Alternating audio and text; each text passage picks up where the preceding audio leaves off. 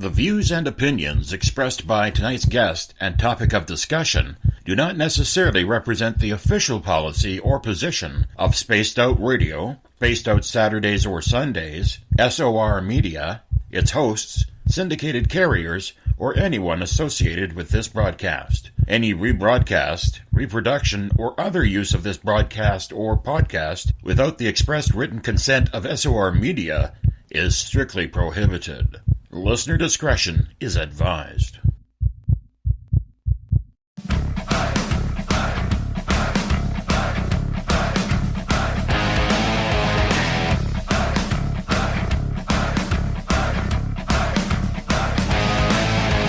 Are you experienced?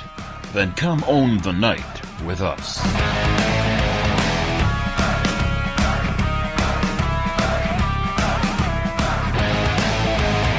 Little brother has taken control, shoveling dirt in every hole. Predators to condemn your soul, watching you and watching me. We're all stationed atop the mountains of British Columbia, live from SOR headquarters. This is Spaced Out Radio with host Dave Scott. We live behind glass curtains and act like nothing's wrong. Soon you will belong. You can follow us on our website, spacedoutradio.com, and on Spaced Out Radio on iTunes. You can follow Dave on Twitter at Spaced Out Radio, and on Instagram at Dave Scott SOR, on Facebook at Spaced Out Radio Show, and on our YouTube channel, Spaced Out Radio. Brother wants to make headlines, be immortalized. Everyone's got an electric eye with the digital spies. They've watched you for so long. I know you're out there somewhere watching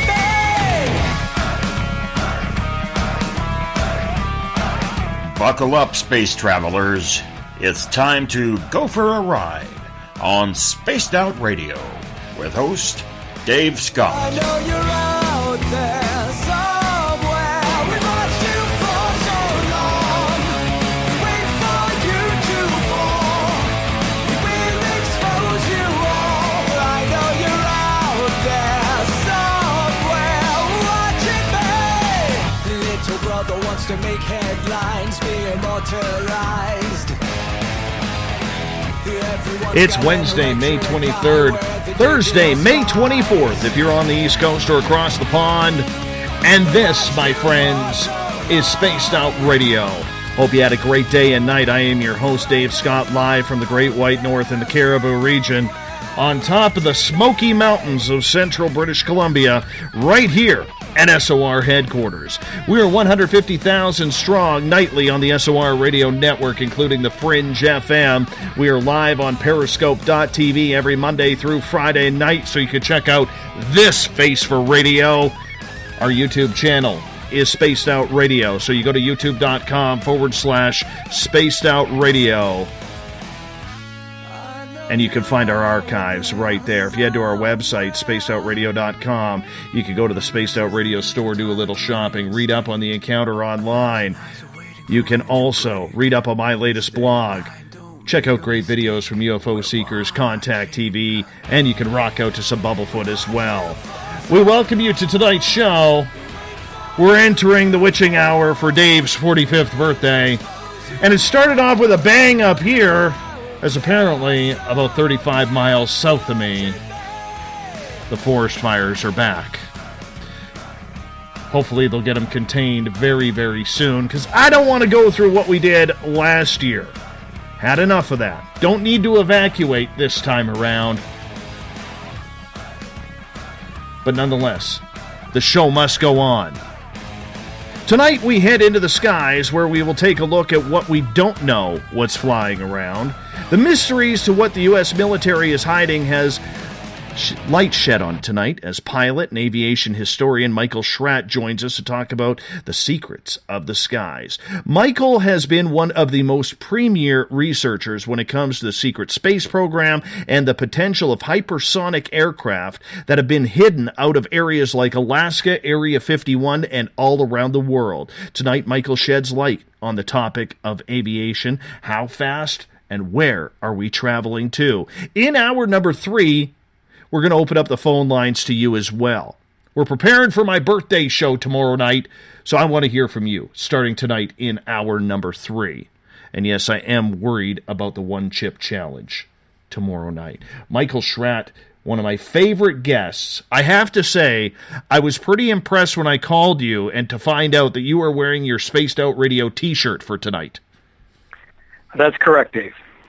That is absolutely awesome, my friend. Thank you so much. And for our audience who doesn't know, I got to meet Michael. It was actually surprising down in San Francisco because I love his research. He was one of the guys that I really wanted to get on this show a number of months ago. 5 months ago, we were able to do it. And lo and behold, I'm walking through the restaurant at the hotel where the UFO Con was being held. And here's Melinda Leslie sitting with Michael Schratt. Well, of course, I had to go nose myself in and interrupt their dinner because I had to meet the man, the myth, and the legend known as Michael Schratt. I had to do it, Mike. So from me to you, honestly, what an absolute thrill for me to get to meet you. Thank you, Dave. It's great to meet you as well. No problem. It's great. Michael, you're a pilot. You're an aviation historian. What is your love for what's flying in the skies? How did that come about? I just have a crusade going. It's ongoing. I want to know where my tax dollars are disappearing, just like everybody else.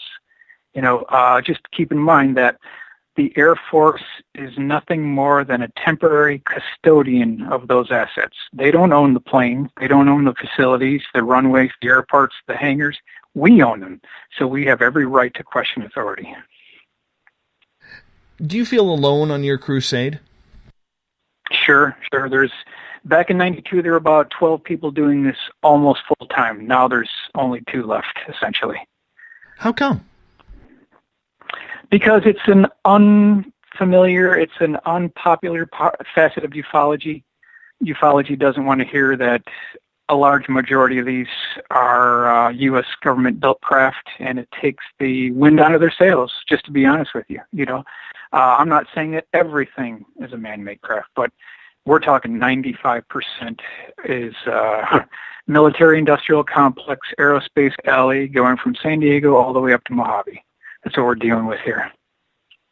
So when you got started in this, you're a pilot, you're a licensed pilot, you're a historian. Mm-hmm. Did you always have an affinity with what was flying in the skies before you tried figuring out what really was flying in the skies? Well, living in Chicago, I was only 2.5 hours from Oshkosh, Wisconsin, which holds the largest air show in the world every year in July. And so for like 27 years straight, went to the air show there. I'd say I'm pretty familiar with all the conventional aircraft, but then, you started hearing these reports that we're getting that there's other things out there. There's test sites, there's pilots, there's facilities, there's underground bases, there's black budgets. There's an entire black world out there, an entire landscape that we just don't know about. They feel we don't have a need to know, yet, we are paying for these facilities. So according to U.S. Constitution, every year there should be an accounting for a lot of these programs, but since these programs are so classified, even the House and Senate Armed Services Committee doesn't have a need to know. So certainly the civilian taxpayer community won't have a need to know as well. Mm-hmm. Now, with this crusade that you have kind of taken on to bring light to these subjects, what kind of response do you get from the public, the media, or even the military alike? It's kind of a zero response, really. Sometimes you don't know if you're going down the right road, but when you interview pilots and you can corroborate that with engineers, then you can get secondary confirmation. And that's definitely what I want to talk about this evening. And that tells you that you're going on the right track. Have you ever had anybody or any of your sources approach you and say, Mike, I need you to back off of this because you're getting a little too close? No. I've never got to that point. Never got to that point. But I'm going to continue on. I have no choice. And the direction I want to take this today is I want to talk about President John F. Kennedy. And I want to explore three important questions for this interview, Dave. Number Absolutely. one, what did John F. Kennedy know about UFOs? Number two, when did he know it? And number three, more importantly, who did he tell? Well, let's get into it. Take us through the history of JFK. Well, this is just kind of what I've been able to piece together here now. When we talk about JFK, we hear so much about Camelot, this picturesque rose-colored glasses administration where you have the perfect wife, the perfect children, the perfect administration. But beneath this facade, beneath this veneer, there's a deep, dark secret within the Kennedy administration that a lot of Americans know about. A lot of them choose not to talk about it. But this is Kennedy's obsession, and we know this because of the book by Don Burleson, UFOs and the Murder of Marilyn Monroe. According to the book, President Kennedy was, quote-unquote, friendly with at least 1,500 women. We have to keep this in mind. I mean, it's a little bit off the subject of black aircraft, but I've got one piece of evidence that ties this together that I think may be a piece of corroborating evidence. So if we keep that in mind, of course, Jackie knew all about this. When Marilyn Monroe sang Happy Birthday to President Kennedy, she was nowhere near that because she knew the shenanigans that were going on behind the scenes. She didn't want any part of this. So we want to keep that in mind. And we can also reference this as well because I want to reference my sources. If you look at Season 1 of the TV series Pan Am, Season 1, Episode 3, they allude to this in that series, in that particular episode. It's very brief, it's very quick, and it's easy to miss, but they talk about this. They talk about how there's some things within the Kennedy administration that are better left unknown by the general public, and the press shielded the president from this. That's exactly what they were talking about here. So we keep that in mind. We know that Kennedy was assassinated November 22nd, 1963. So the question is, what happened immediately before the assassination? What happened immediately after the assassination? Okay. Prior to, we have the August 5th, 1962 CIA memo. This has been floating around for a while, Dave. I'm sure you're familiar with this. But this is this released CIA document, which is an alleged wiretap between Dorothy Kilgallen and Howard Rothberg that talks about how this is just like a day before she was murdered. And it talks about how Marilyn Monroe had, quote, secrets to tell. She also talked about how the president visited a secret air base for the purpose of inspecting things from outer space, talking about retrieved hardware and bodies. It also goes on to say that she was going to hold a press conference and would, quote unquote, tell all, and that she had a, quote, diary of secrets. So we should ask the question, where is Marilyn Monroe's diary? Where is that diary that she kept with all these secrets? If she was allowed to hold that press conference a day after, the next day, we could have been living in a whole new world if this is true. If the pillow talk between JFK and Marilyn Monroe pans out according to this document, we could have been living in a whole different world. So with JFK and his mixture of philandering and UFO interest, right? How did this spark a national cry for what is going on in the skies? Because we already had Roswell. Okay. We already had Roswell. We already had the incidents in Washington State. Kecksburg wouldn't have happened just yet. I think that was 65. Yeah.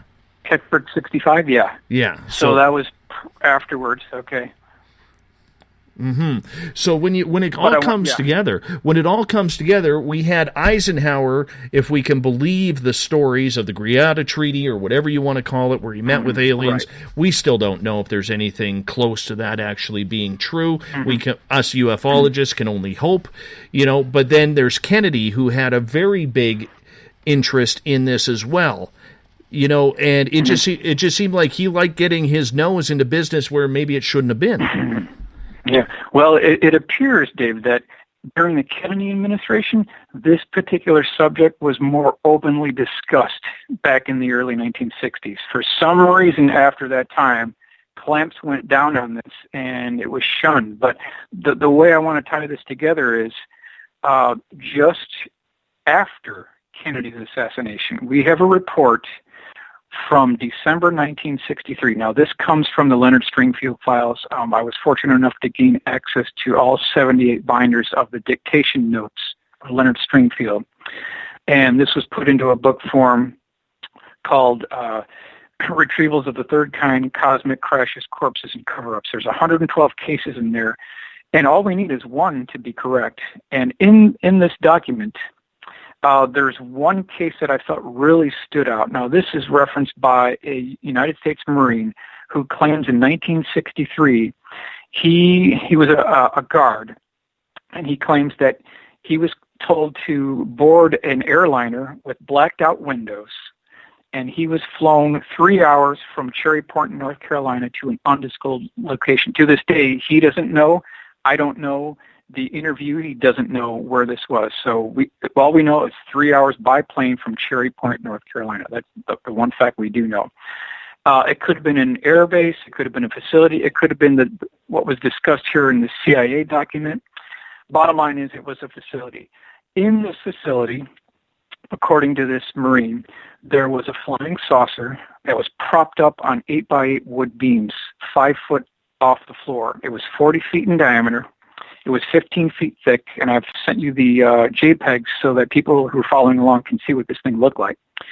It looked like a hamburger. Around the outer circumference, there were opaque elliptical-shaped windows, about 10 along the outer circumference. And then, David, what's interesting, according to this Marine, he stated that the seams where there was an access hatch on the bottom portion of the vehicle were so integrated into the ship that had this polished metal outer surface. This is December 1963. He said you could not fit a razor blade between the seams.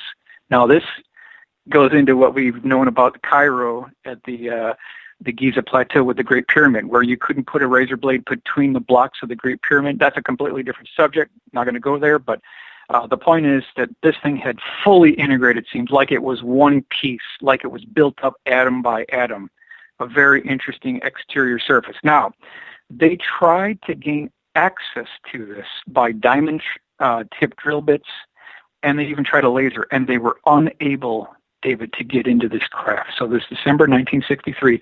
Now, he also stated that he was guarding this particular craft for 2 weeks. There were 3 other guards in the facility as well. And he said that when this thing was propped up on the 8x8 wooden beams, there was a whole group of scaffolding that was built around the circumference of this craft. And there were at least 20 to 50 white lab coat technicians that changed shifts per 12-hour shift that, could walk below this craft to gain access to the bottom, could go up the catwalk and walk all the way around the circumference at eye level to these windows. Each of these windows, which were opaque in color, had a 1-inch lip that was indented to the interior of the craft. There was one particular incident where a United States naval admiral was walking toward this craft, David, which had a white circle painted on the floor. And he was commanded to shoot and do not ask any questions anyone who breaches that white circle. This U.S. Navy admiral started walking toward the ship. He almost breached that circle. This guy almost got shot. That's how serious they take this. And then after the 2 weeks were completed, when he went to guard the facility on the last day, it was not in the hangar. but he noticed that the craft was being loaded on an 18-wheeler lowboy tractor-trailer truck with a tarp on the top and then chains over the top going to the next location. So, David, it looks like what they're doing here is, in order to maintain secrecy, none of these discs, repeat, none of these discs stay in one place at any length of time. They keep moving from place to place. So the JFK tie-in is, prior to the November 22nd, 1963 assassination, this could have been at another location where President Kennedy saw it. As mentioned in the CIA document, he told Marilyn Monroe about it. This is long before, 63. She was assassinated, and then later on, he was taken out. And this could have been this craft or another one. But the point is, if it moved from this location, it probably moved from another one, and that could have been something that JFK saw. Do you think he was trying to get to the public the fact that UFOs were real and that the U.S. government was in holding of some of this technology? It looks that way. It looks like part of that Camelot facade that we've heard about, that utopian society that they wanted to create, that was part of it. You would think so. I don't know for sure, but it seems like that's consistent with what Kennedy would do. He was a visionary. We have to give him credit for Apollo 11. He was a visionary, even though he didn't get to see it. He only saw the Saturn V main engines. That's it. That's as far as it got for President Kennedy. But you would think that this was something that would have been a crusade for him. And, the documents pan out and the timing pans out. And the fact that he was told that it was being moved to another location indicate that it had already been moved from another location. And he was just the next repository for where it was going to be guarded for the next 2 weeks. And then it moved to another location. So it's completely consistent that this is something Kennedy could have seen November 63, early November 63, or even earlier. We don't know for sure, but the possibility does exist. Now, here's the interesting part, though, is that this particular guard, when no one else was in the building, apparently he was left alone, he had a small Minax camera, and he took a photograph of this particular craft. Unfortunately, David, the photograph was lost in a flood. We were that close to getting the evidence that we needed. Why is it that all of a sudden when you're that close to the evidence going public, something always happens? Whether it's a flood, it's like no matter what, there's always some sort of fate that steals it away. I know. That's always the case. That's why we have to continue fighting. We have no choice. We can't go back. We have to continue moving forward. And, this is just the tip of the iceberg. As we mentioned before, this is something that was discussed a lot more openly during those early Kennedy years, 1961, 1962 timeframe. But, it goes on from there. After all this took place, I really also want to discuss what happened on January 28th, 1986. Also want to talk about that.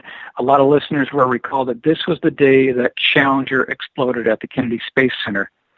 And we lost 7 astronauts, including teacher Christy McAuliffe. But here's what I want to really highlight, though. Now, Morton Thiokol, this is January 28th, 1986. Morton Thiokol, who is the prime contractor for the solid rocket boosters. So you've got the shuttle, the orbiter, you've got the external tank, and then you've got the left and right solid rocket boosters. The contractor is Morton Thiokol for the solid rocket boosters. Now, they told NASA, this is fact, no doubt about it, they told NASA that you're not supposed to launch below 40 degrees Fahrenheit. Bar none, period, full stop. You're not supposed to launch 40 degrees Fahrenheit, or below. That's it. On the day of launch at the pad on January 28th, 1986, it was 26 degrees Fahrenheit, David. Now, here's where it gets worse, though. There was a stiff breeze that brought the wind chill down another 10 degrees. So now we're looking at 6 degrees Fahrenheit on launch day. But at the bottom of the shuttle's main engines, there's liquid hydrogen venting areas and relief valves. And all this gaseous, super chilled liquid nitrogen, liquid hydrogen gas is super chilling the bottom of the SRB where that O-ring is. So now we're down to 0 degrees. But according to Morton Thiokol, you're not supposed to launch below 40 degrees. They were 40 degrees out of spec on the day of the launch. And they never told the astronauts. They were sitting ducks. Even worse, they had previous burn-throughs on the O-rings, and nothing was done. NASA upper management overruled the contractor, so they are liable and negligent for the murder of the Challenger astronauts, David. So in the end, how does this all tie into the UFO program, maybe the secret space program? Is it all right? One, yeah. Is it all one big? That's where I'm going. Yeah. Perfect. That's where I'm going with this. Yeah, that's where I'm going with this. Now, here's another point, too. This is somewhat difficult to talk about because there's a lot of feelings involved here. L.A. Times, July 29th, 1986. Now, I'm quoting my sources, so I'm not making this up. You can verify this. His front page, L.A. Times, July 29th, 1986. Challenger crew was conscious after blast. NASA reports at least 3 emergency air packs were activated. Heard on cabin tape. In other words, after the explosion, at least 3 of the air packs were turned on. They could only be turned on manually, and that's the thing. So it certainly appears that in the upper crew compartment, because Kristen McAuliffe was sitting below. She wasn't on the flight deck. She was below. At least 3 of the crew members within that upper crew compartment saw the ocean, David, rushing up against them. They were conscious as they were going down. And now, just to reference this further, you can find out about what took place. I don't want to go into the gory details here, but if you look at Journal of Spacecraft, November, December 1986, and this is from MIT, Tomas Weiser-Bicky. He wrote a whole report about this, very technical, very dry reading. But according to Mr. Weiser-Bicky, the Challenger crew compartment impacted the ocean traveling approximately 180 miles an hour, which was equivalent to 150 Gs. So there's no way you could survive that. There's no way. The second they hit the water, the shuttle crew compartment broke up to probably like 24 segments and then slowly settled down to the bottom of the ocean. Now, when the Navy divers got to them 6 weeks later, you can imagine there wasn't a lot left. It was a very gruesome destruction. So I really think that we should have a vendetta. We should hold them responsible because they knew about the contractor telling them that we should not launch below 40 degrees, and they went against the ruling of the contractor, David. So when you go against a contractor as the major space provider for the United States, how do you not be held accountable? That's the thing. They knew about it. None of the astronauts were alerted. There was a sidebar emergency meeting by Roger Bourgelat. He tried to halt the launch. He knew what was going to happen. He's no longer with us, but he was the last chance for Challenger. He knew that what was going to happen since they already had previous burn-throughs on the O-rings on other missions that weren't even close to 40. But they already had previous burn-throughs there. Here we're coming in at 0 degrees and they say, okay to launch? No way. It's not going to happen. You can't do that. So absolutely, they knew about it. They're held responsible. And the way I want to tie this in is, was any of this even necessary? Have we all been played fools? Because if you look at Council Bluffs, I'm documenting my sources here, 11/27/1955, top headline is Conquest of Gravity Aim of Top Scientists in U.S. They were already working on ways to crack the gravity barrier as early as 1955. They've made the breakthrough, David. We're all living in a matrix here. So with the shuttle program, they kept it going for a number of years up until, right. Columbia ended up exploding on re-entry. Were we playing with antiquated technology with these shuttles comparatively to what we are supposedly having, Michael? It certainly looks that way. Even if you look at the AIAA article by Ben Rich, who talked about that he wished he could tell us what was on the drawing boards at Lockheed Skunk Works, but he can't do it. They're no longer building aircraft anymore. They're so far beyond what we see at our local air show. It's a joke. It's a laughable joke. The whole concept, no doubt about it, the whole concept of jet engines, solid rocket boosters. Liquid rockets, it's obsolete technology.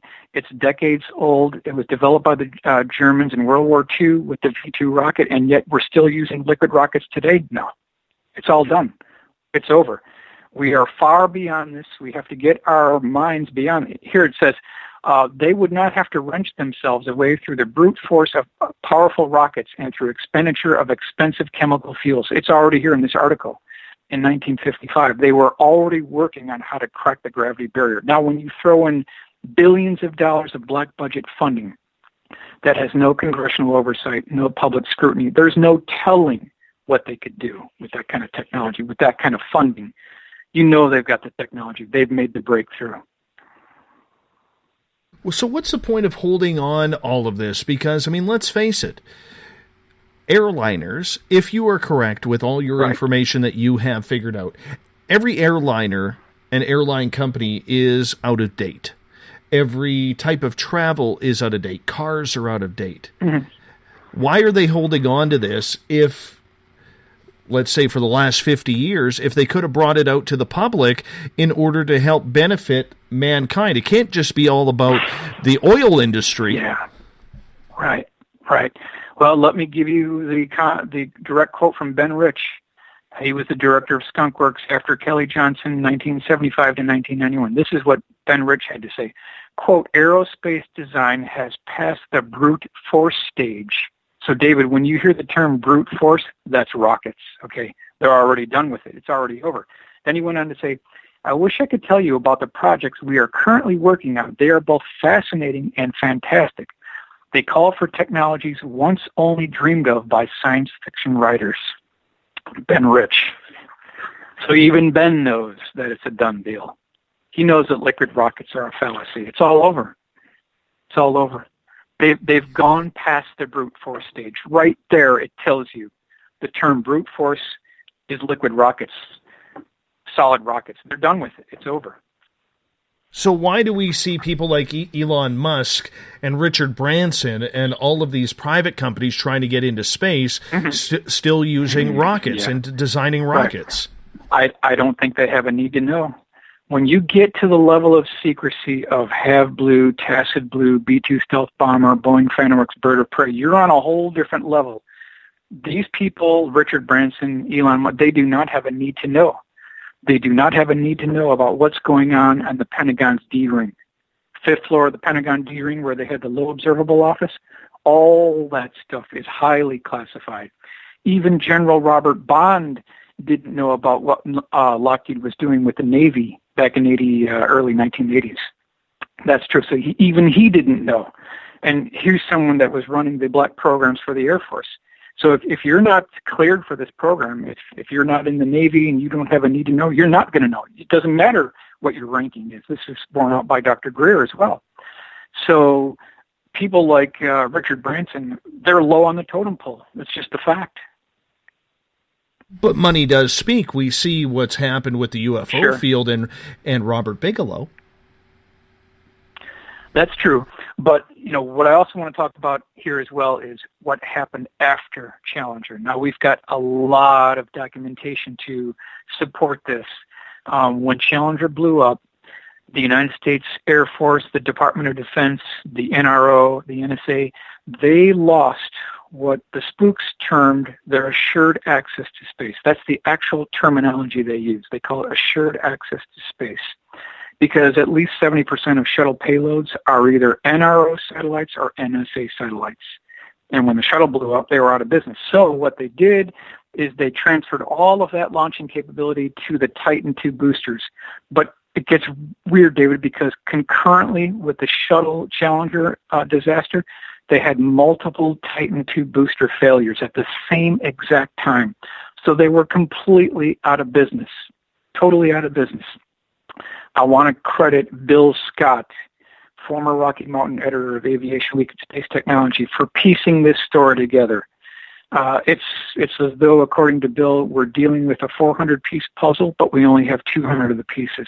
So we don't have the complete picture of what actually goes on here, but we've got a real good amount of data to back up what we're talking about here.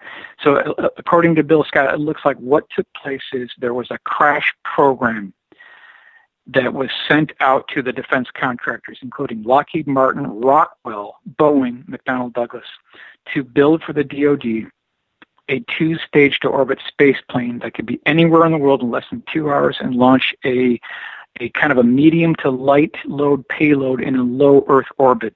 Rapid response. That's what they did. So what we ended up getting is a 2-stage to orbit space plane with a massive XB-70s 1960s mothership that looked like the XB-70. It's a light-colored aircraft, 200 feet long, 120-foot wingspan.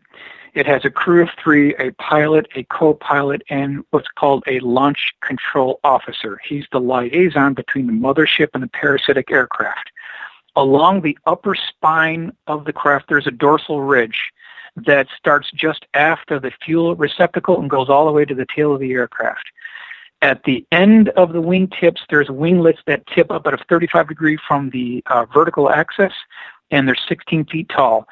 The forward part of the craft has a long goose nose. This has been identified by multiple eyewitnesses in the early 1990s. Now, I spoke to 3 people, 2 of them in person, who saw this with their own eyes, David. I've got 2 eyewitnesses who've seen this personally, not made up.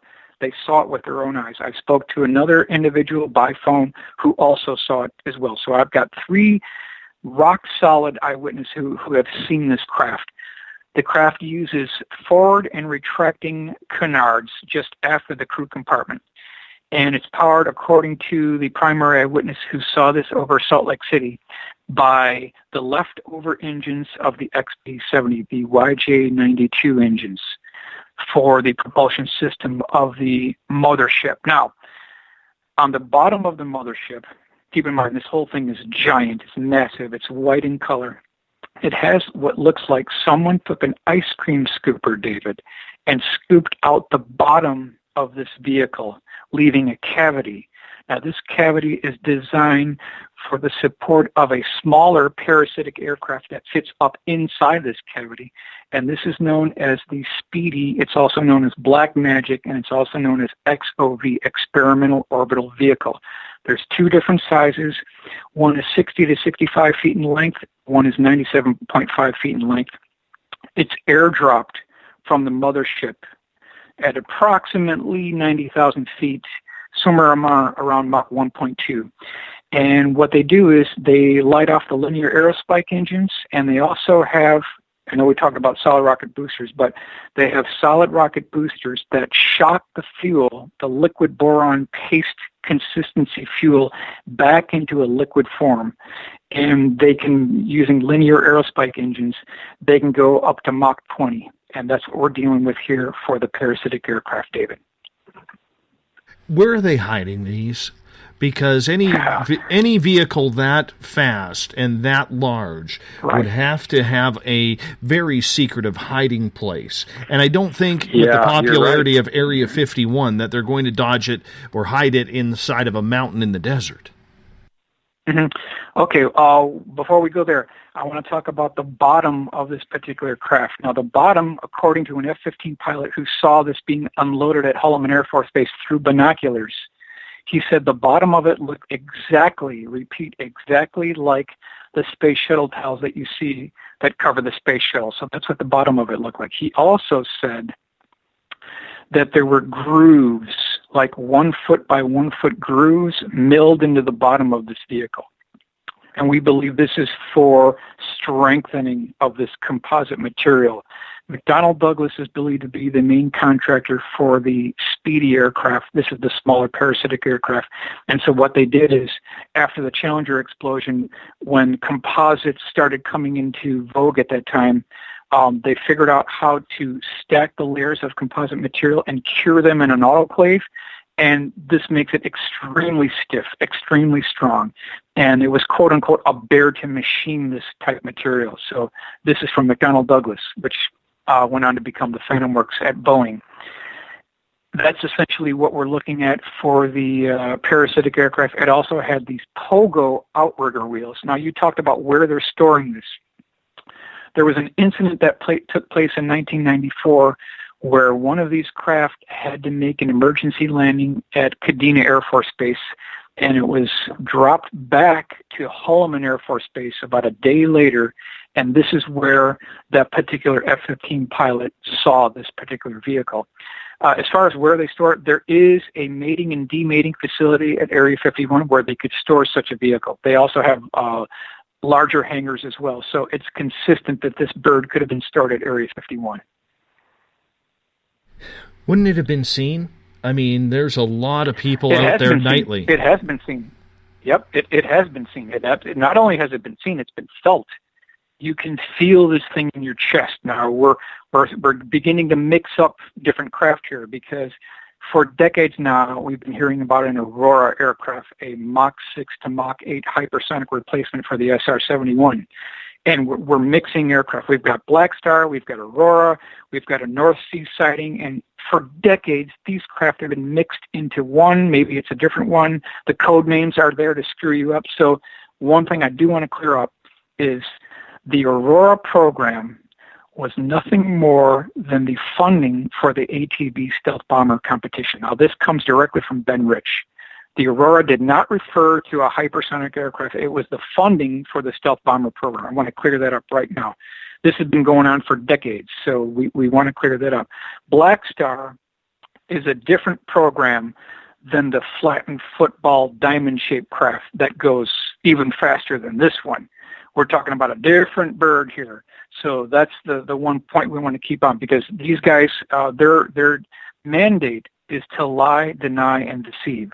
So they think nothing of it, of mixing up terms, TR3B, TR3A, Tier 3. You see how they can screw this up? That's what they want to do. They want to cause confusion and mix things up so that we don't know what's going on. But if you go back to the eyewitness reports, and we've got like 10 separate reports within the files of people identifying a very large, massive, white mothership craft, might be called Brilliant Buzzard. It's also been called Elegant Lady. That's been seen around Edwards Air Force Base 1992-1993 time frame. This is talked about by Aviation Week Space Technology. So we know there is a bird out there. Now, according to Bill Scott's report, this particular space plane is believed to have been shelved because it was semi-successful. Maybe not completely successful, but semi-successful, and was shelved. Was it actually shelved, or was it put more on the back burner in the black projects? We don't know for sure. There hasn't been any recent sightings or recent landings, but no doubt about it, it did land at Holloman Air Force Base. And just to go back through a quick mission profile, so I'll just run you through a quick flight path here. So there would be a command from the President or the Department of Defense for a rapid response recon mission that they need. And according to my friend Jim Goodall, he thinks that at the end of the Cold War, where the Soviet Union no longer existed after 1991, there needed to be a nuclear proliferation monitoring aircraft that could be anywhere in the world in less than 2 hours. And this is the part of the mission profile of the Black Star program, is to do this nuclear proliferation monitoring type mission. So what they would do is they'd get an order from the President, and they would load up at Area 51, and the smaller parasitic aircraft would be mated to the bottom of the mothership. So now you got to think, you're this pilot, you're this crack pilot, and you've now been loaded into the bottom of a mothership. So now your complete cockpit window is blocked because you're in this cavity. But there's an umbilical cord that is the power source between the mothership and the parasitic aircraft. So you're not sitting in a complete black cockpit.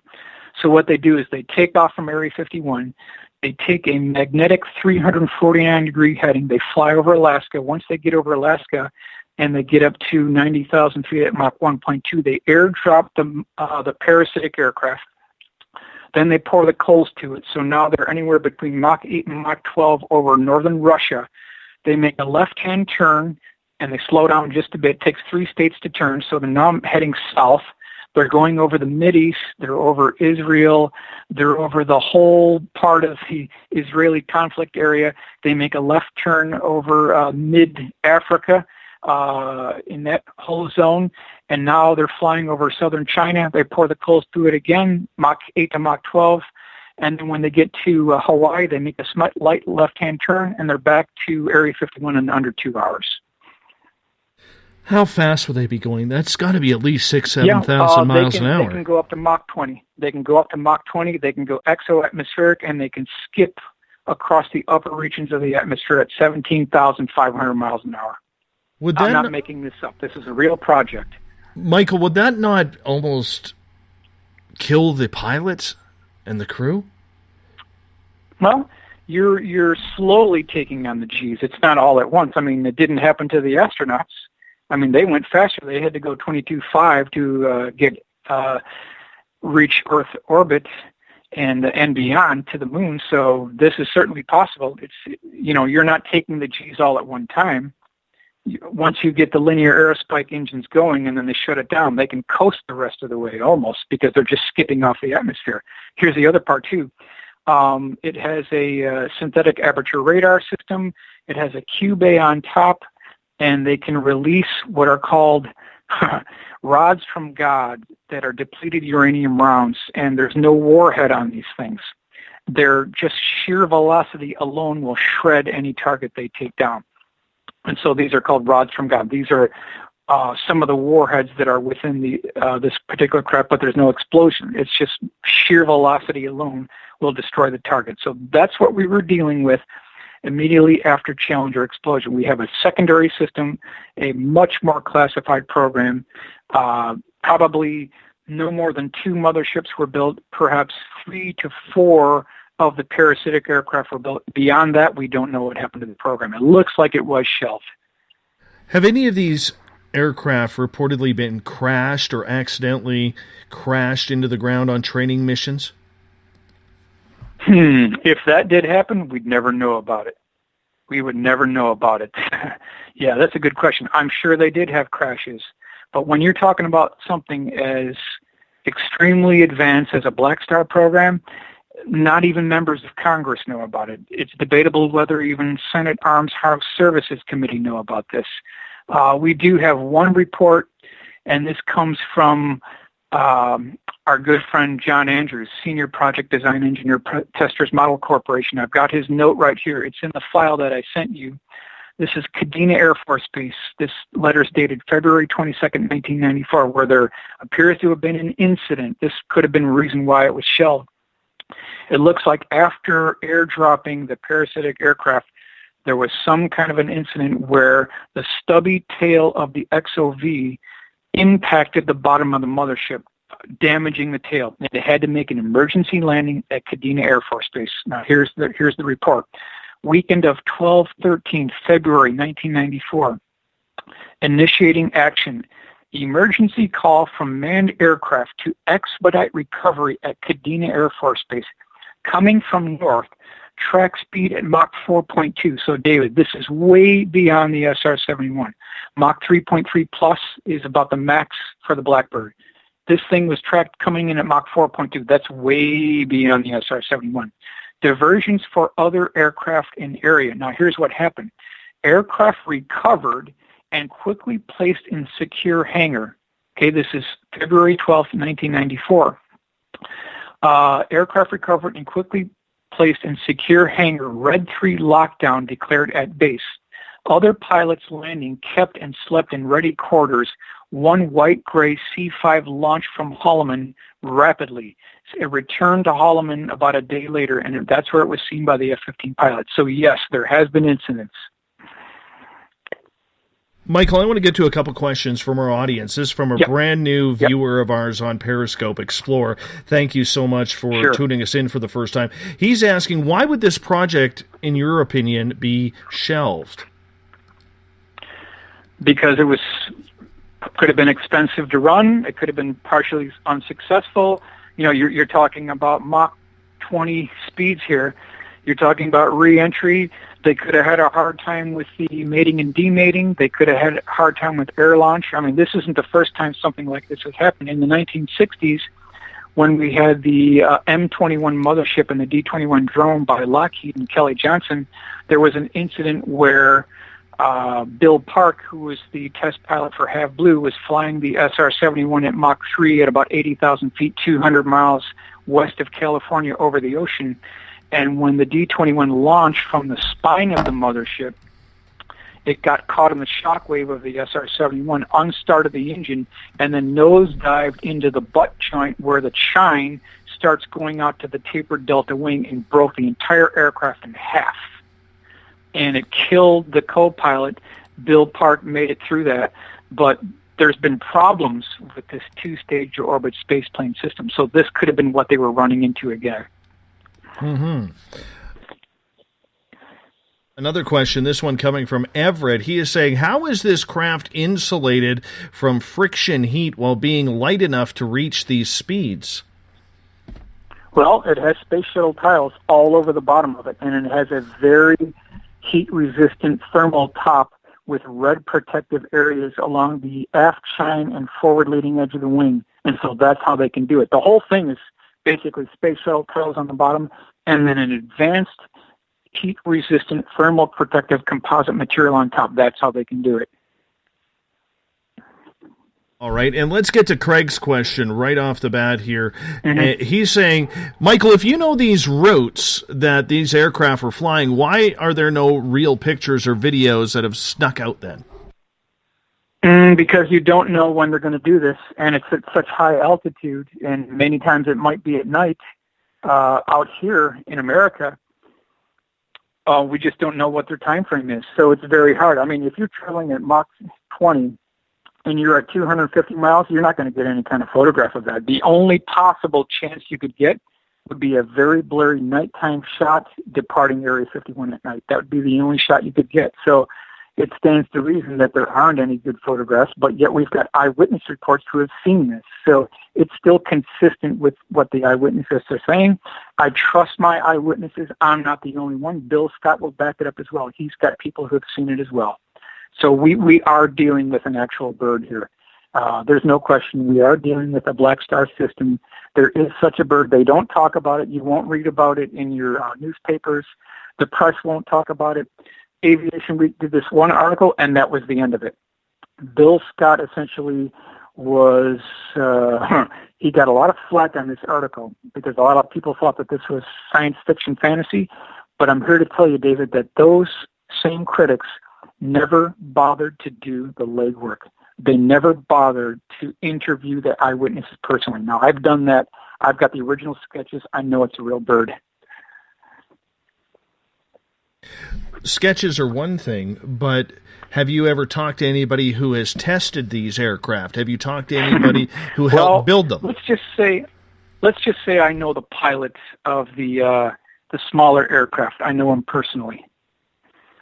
I'm not going to go into his name, but I know the pilot who's flown this. And he's credible, and you've been able to track him down? He's extremely credible. He's extremely credible, yes. He's as credible as you can get. I mean, we're dealing with a black world here. We're dealing with unacknowledged special access programs on a very high level. I mean, you got to think about it. This was developed after Challenger. That was back in 1986, and yet they still will not talk about this. They will not acknowledge the existence. For all I know, they could have scrapped it by now, but I doubt it. I don't think Bill believes it was scrapped either, or he wouldn't have written this article.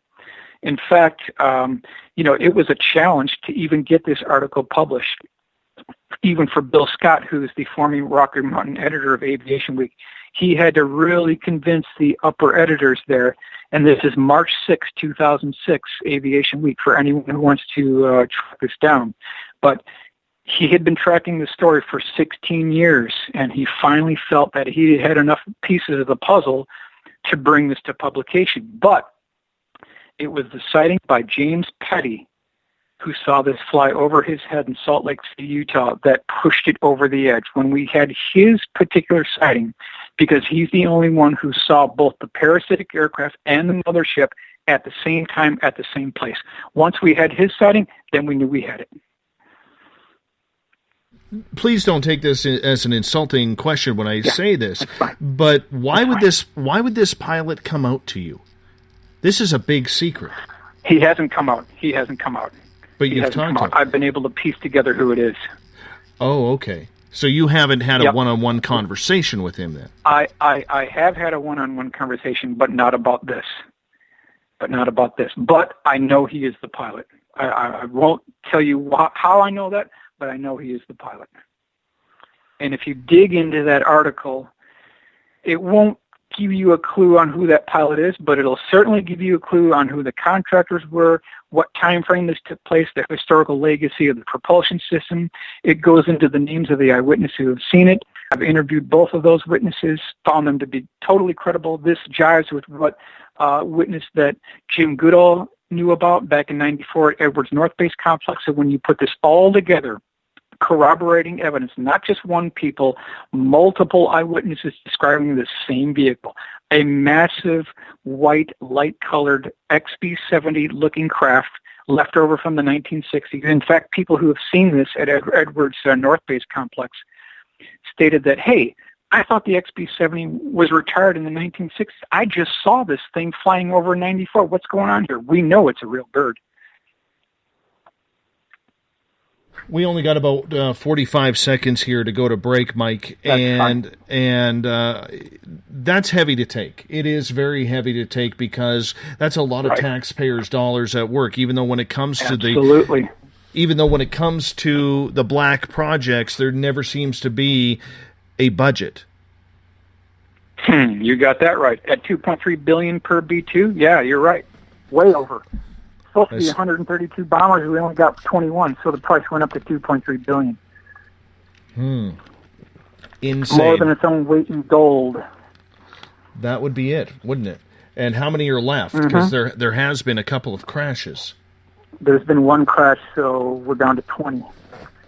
Incredible. Let's get more into that after the break. Michael Schratt is our guest, and I have to tell you, Michael is one of the greatest researchers when it comes to everything aviation, what is flying over the world's friendly skies, especially out of the United States. You can check out Michael's work. He is all over YouTube. Highly suggest you do. He's a lot of fun to watch, and I do it all the time. I really do. And to have Michael on the Birthday Eve show for this radio show and me, the host, it makes it that much more fun. We'll be back with more Michael Schratt in hour number 2 right after this. Find your escape where time has no limits. It's about living today and cherishing the heritage of yesterday. A spirit of adventure for what is new with the nostalgia of the past. Your timepiece is a reflection of who you are. Life surrounded by beauty from the world around us to the soul within. EscapeWatches.com. There is no time like the present to enjoy your escape. Use promo code SMF2017 for your 20% discount today. The freedom to post what you want, when you want. That's the social media freedom you need. Social Media Freedom is the free app in your app store. No need to worry about going to jail or being shadow banned any longer. It's the freedom to say what you feel. The freedom to know Big Brother isn't watching. It's the way social media is supposed to be. Social Media Freedom. It's time to set yourself free. Download from your app store today. Coming September 28th to the 30th, it's our first annual Caribou Paracon, put on by Spaced Out Radio and the Canadian Society of Questers. 3 days of paranormal, supernatural, and spiritual knowledge in the beautiful 108 Mile Ranch, British Columbia. Tickets are $150 Canadian for the event, being held at the Spruce Hills Resort and Spa. Come watch our featured speaker, Grant Cameron, along with Lorian Fenton, David Weatherly, Ross Allison, and more. The Caribou Paracon, celebrating everything paranormal. Hey Space Travelers, it's Joe Roop, your host of Spaced Out Saturdays. Come join me as we explore the realms of the paranormal, the esoteric, and everything in between every Saturday night at 9 p.m. Pacific, midnight Eastern. You know the truth is out there. Don't get caught sleepwalking. Come join Spaced Out Saturdays. That's every Saturday night, 9 p.m. Pacific, midnight Eastern, right here on SpacedOutRadio.com.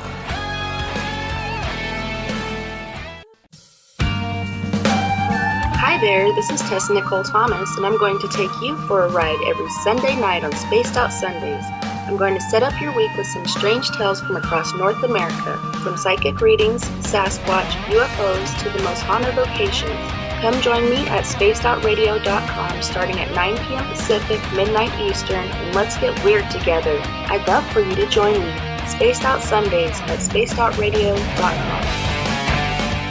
365 days a year, we're in the field, investigating UFO sightings, talking to alien abductees, and visiting secret military locations like Area 51. We're UFO Seekers, official partner of Spaced Out Radio. Follow our daily search for the truth at ufoseekers.com or like us on social media. Catch us on Spaced Out Radio every third Monday of the month as we discuss Area 51, UFOs, and more. And also, don't forget to subscribe to us on YouTube. It's paranormal news at its finest. Welcome to The Encounter. At spacedoutradio.com, The Encounter online is SOR's trusted news source for everything weird and strange going on around the world. This is news editor Eric Markham. Our team of journalists are scouring the planet for those strange stories that rarely make the mainstream. No fear-mongering or fake news here. Head over to spacedoutradio.com and encounter The Encounter. Heading to Vancouver and looking for some great nightlife? The Moose Vancouver is the place to be. Catch a game on one of the big screens or just come rock out to your favorite 80s and 90s hair bands. Great food starting at $6.95. The Moose Vancouver is open until 2 a.m. nightly. It's easy to find near the corner of Nelson and Granville. The Moose Vancouver is the official rocking bar of Spaced Out Radio.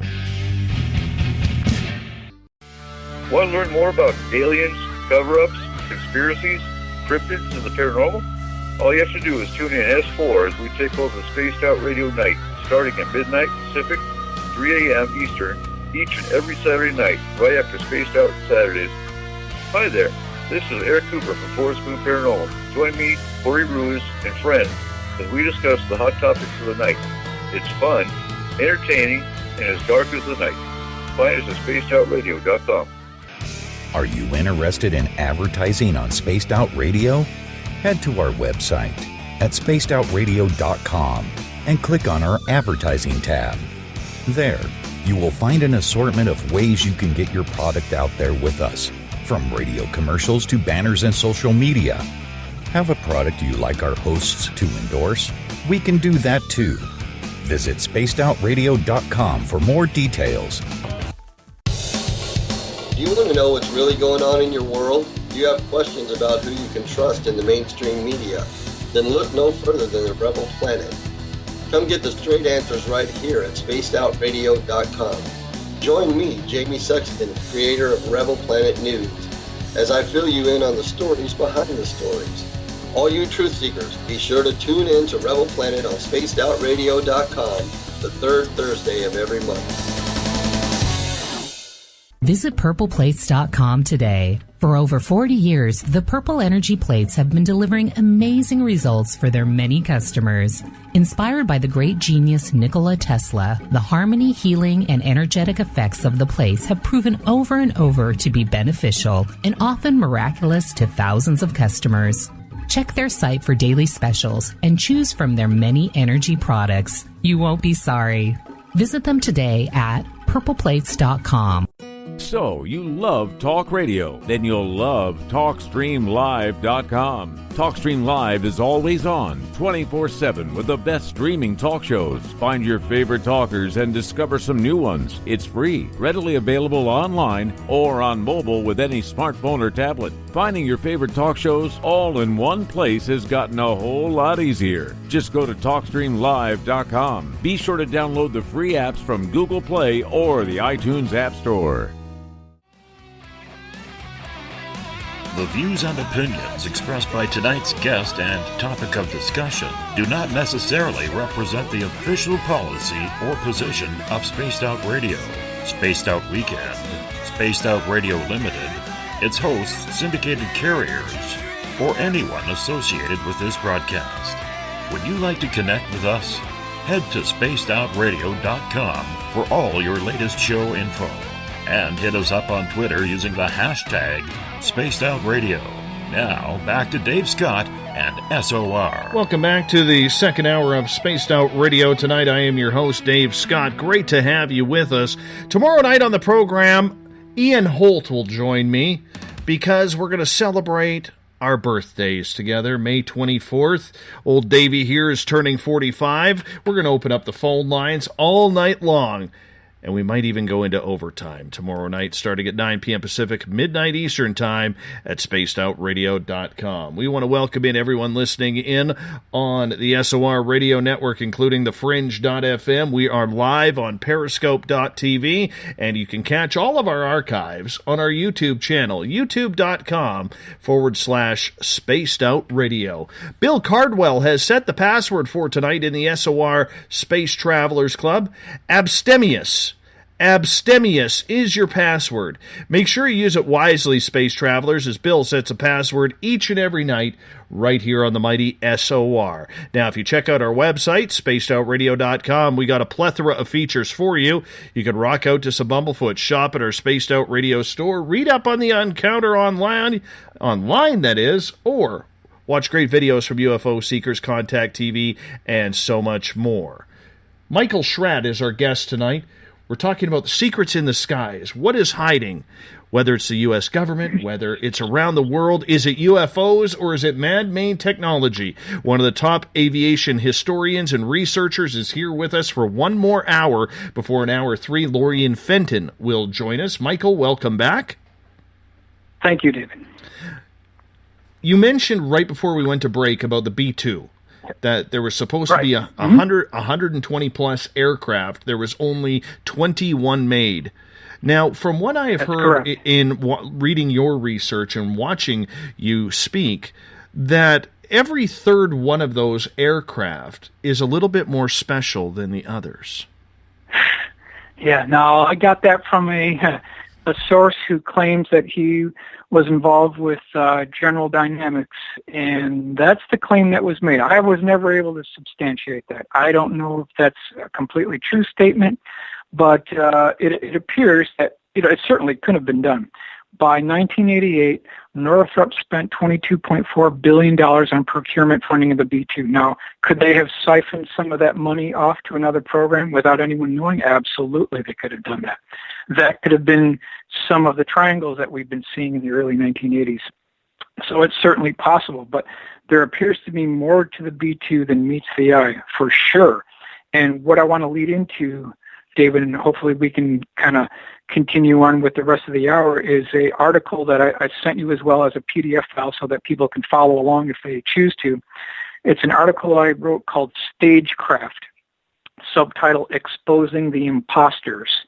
And so we've heard so much about these UFOs that look like actual authentic UFOs, alien, extraterrestrial, man-made. How do you tell the difference? Is it ours? Is it theirs? So I said, enough is enough. We've got to put something down on paper. We've got to pin this down.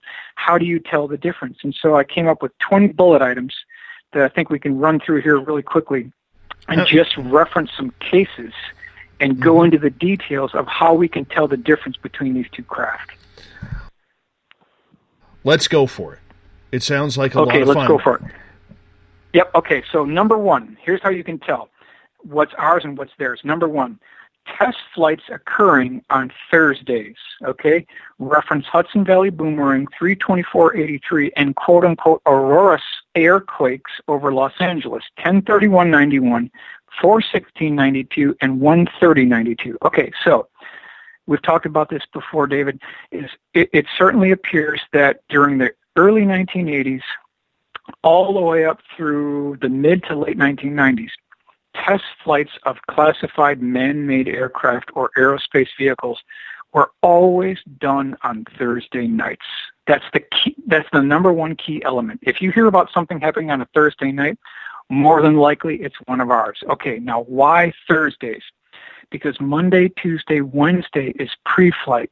Thursday is the test flight. Friday is debrief. There's nobody there Saturday and Sunday during the 1980s. And so that's why when you hear about something happening on a Thursday night, it's more than likely one of ours. And this is borne out by all the airquakes that we heard in the early 1990 time frame, where this thing was booming the LA region, going over Catalina Island, over the valley, heading to Edwards North Base, and then terminating at Area 51. We've got the tracks from the seismological instruments tracking these craft. going there. So just to quote my source here, Aviation Week Space Technology, November 11th, 1991. I'm not going to read the whole article, but just the first two sentences here.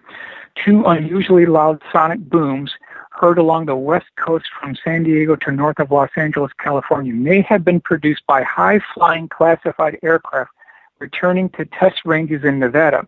25 of the U.S. Geologic Survey's 220 sensor system for pinpointing earthquake epicenters detected the passing shock waves around 6:30 a.m. on October 31st. This is a Thursday.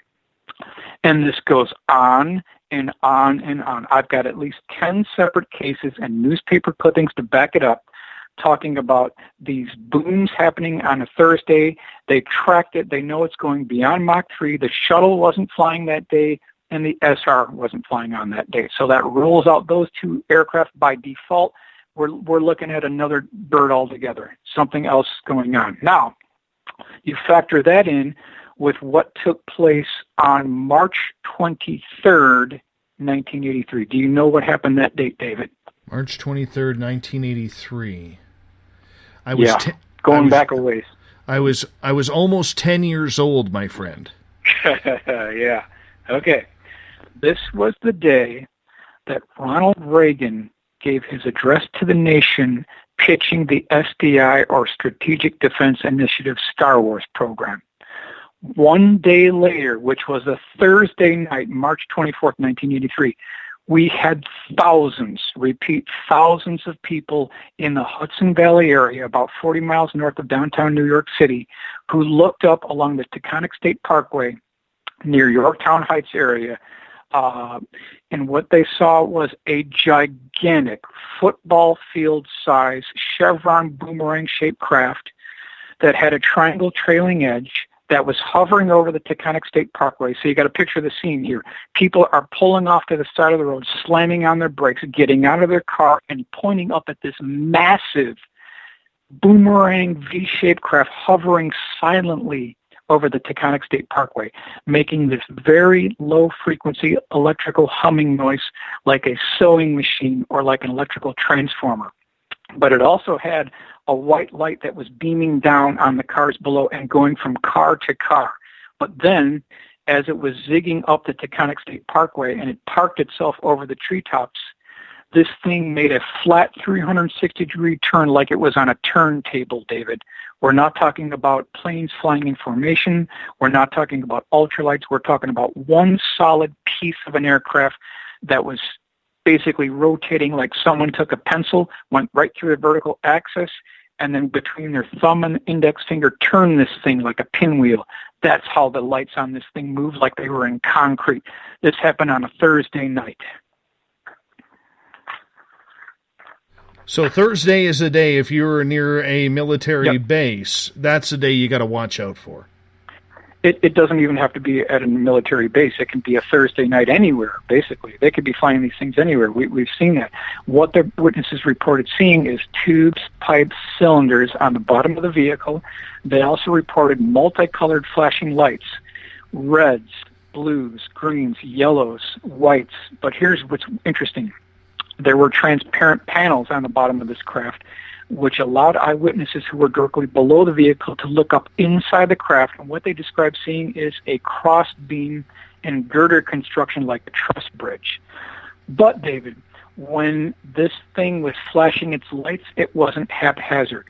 The lights went off in sequence. This is from Monique O'Driscoll, who saw one of these craft, and she said that the reds went off, then the yellows went off, then the greens went off, then the whites went off, all in sequence up and down the wing of this thing. It had HVAC vents on this craft, David. We're talking about alien spacecraft here.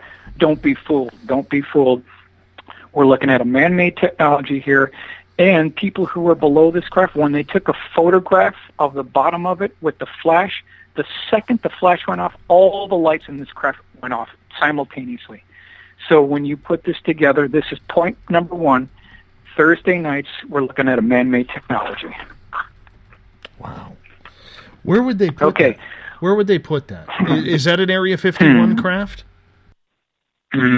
Well, you got to think we're talking about the actual sighting took place March 24th, 1983. The first sighting took place It was December 31st, 1982. That was the very first sighting of the Hudson Valley Wave. Now, this is 82 to 89. We're looking at 25,000 eyewitnesses, almost a near 10-year time frame. It is by far the most significant flap of UFO sightings in history. I'm not the only one. Lyndon Zimmerman also agrees with this as well. This is the most significant UFO sighting in history, just for sheer numbers of eyewitnesses. No other sighting even comes close to the Hudson Valley Wave. No, not even close. Incredible. Where they could store it, could be any number of places, because we're dealing with something that had various sizes. We've got the tubes, pipes, cylinders. We could be looking at an LTA craft, and I want to go into what I think they're using here. Now, point number 2, mechanical-looking understructure of craft consisting of tubes, pipes, cylinders, also cross-beam and girders, similar in appearance to a truss bridge or erector set. This is... We already talked about Hudson Valley Boomerang. I'm not going to recover the same thing. But in 1989 and 1990, we had at least 5,000 witnesses in Belgium who stated that they saw multiple black triangles hovering over multiple cities. Happened, multiple times. We had 1990, we had 2 F-16 scramble. But what they reported seeing, David, is tubes, pipes, and cylinders on the bottom of the Belgian Triangle, just like the Hudson Valley Boomerang. I've got 12 separate cases in my files where we're hearing about this pipes, cylinders, plumbing work on the bottom of these craft. On an alien spacecraft, not going to happen. It's not going to happen. And they reported that same electrical humming noise, and they also reported that the craft went from 280 kilometers per hour to 1,800 kilometers per hour in less than a second, causing no sonic boom. This is exactly what happened on the January 5th, 2000 Southern Illinois Flying Triangle as well. We had the same type of flight characteristics being seen, but if we reference that from the 1955 article that we talked about at the beginning of the program, they were already working on ways to crack the gravity barrier. They've already done it. They've figured out how to minimize the shockwave, take out the sonic boom signature. They've done it. So now we've got 2 cases of the tubes, pipes, and cylinders. It also had a red or amber red flashing light in the center of the craft as well. So that's the number 2 point for our bullet items here, David. I have to ask you about the black triangles because a lot of people have seen these. Michael, I've seen 2 as well.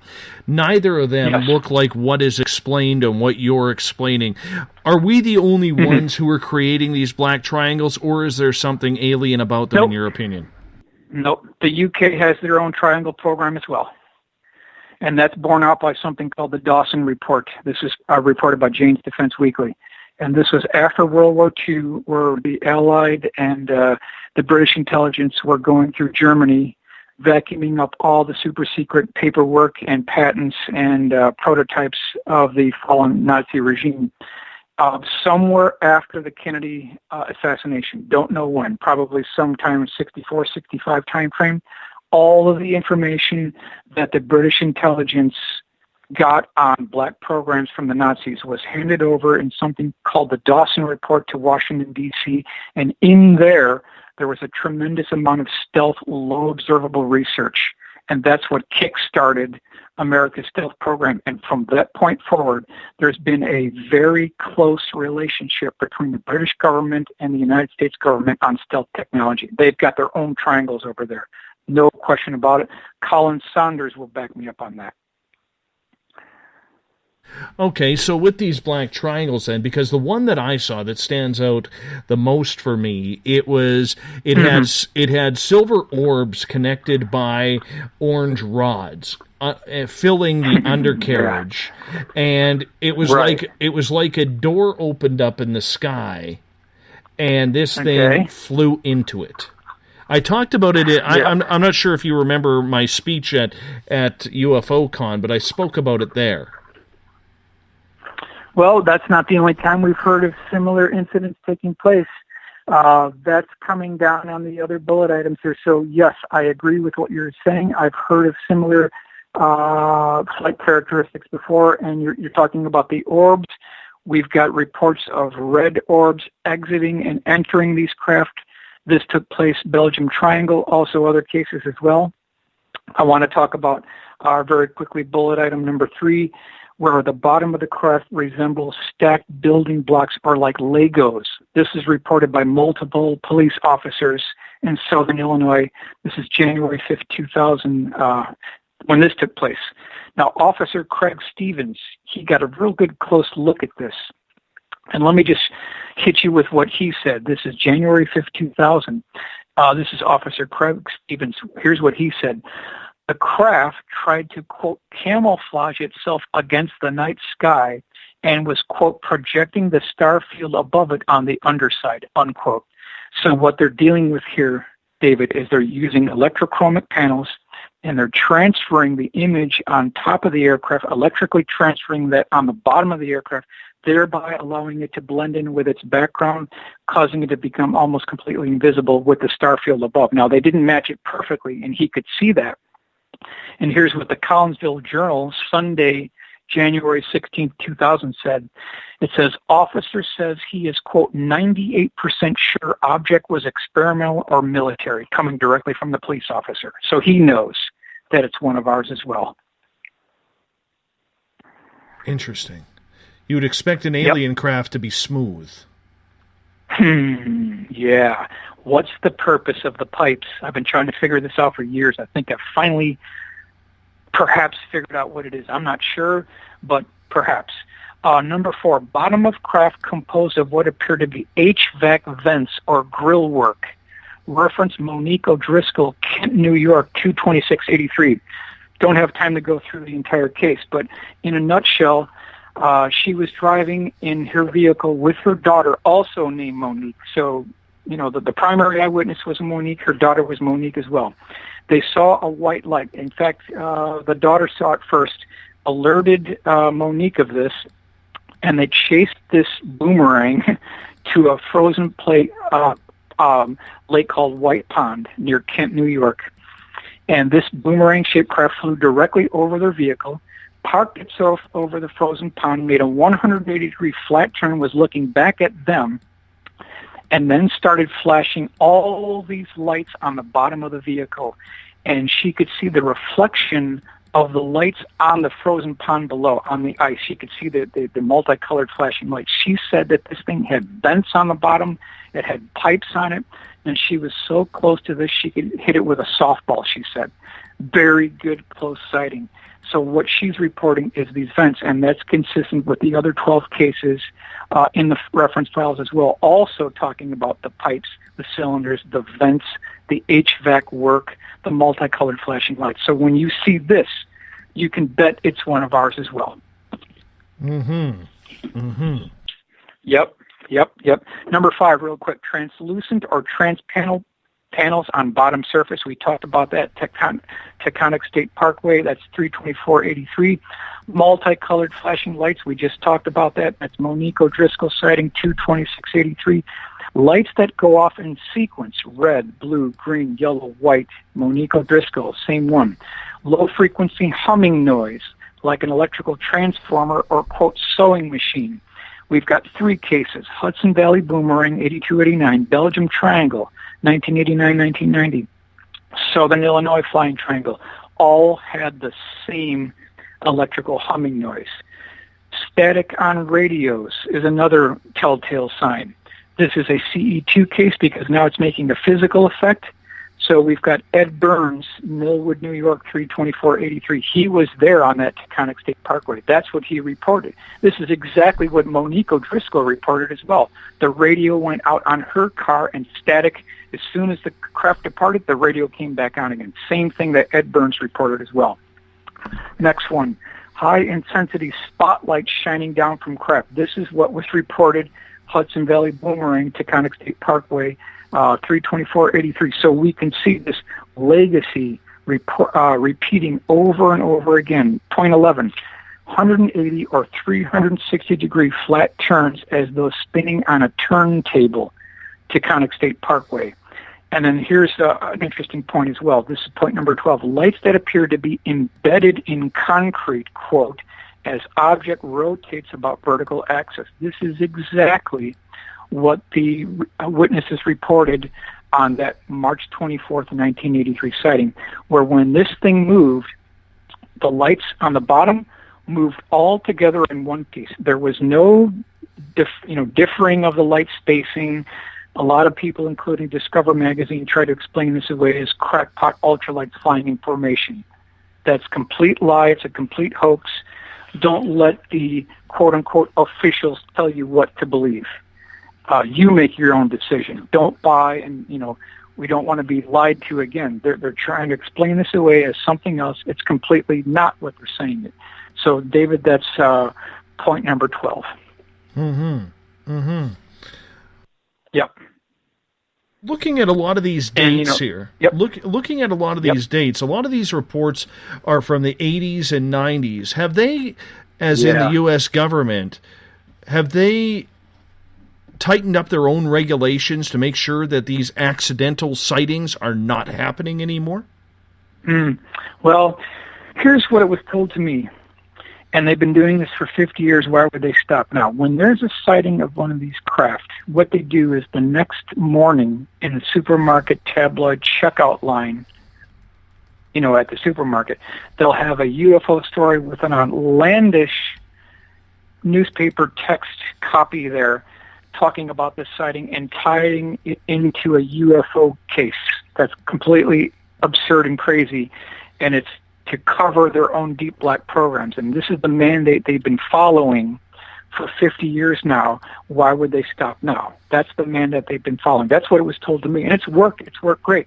Now, I'm not the only one saying this. I'm not the only one saying that the Hudson Valley boomerang craft are not alien, that they're man-made. I'm not the only one saying it. Let me hit you with Stanton Friedman's letter, January 17th, 1990.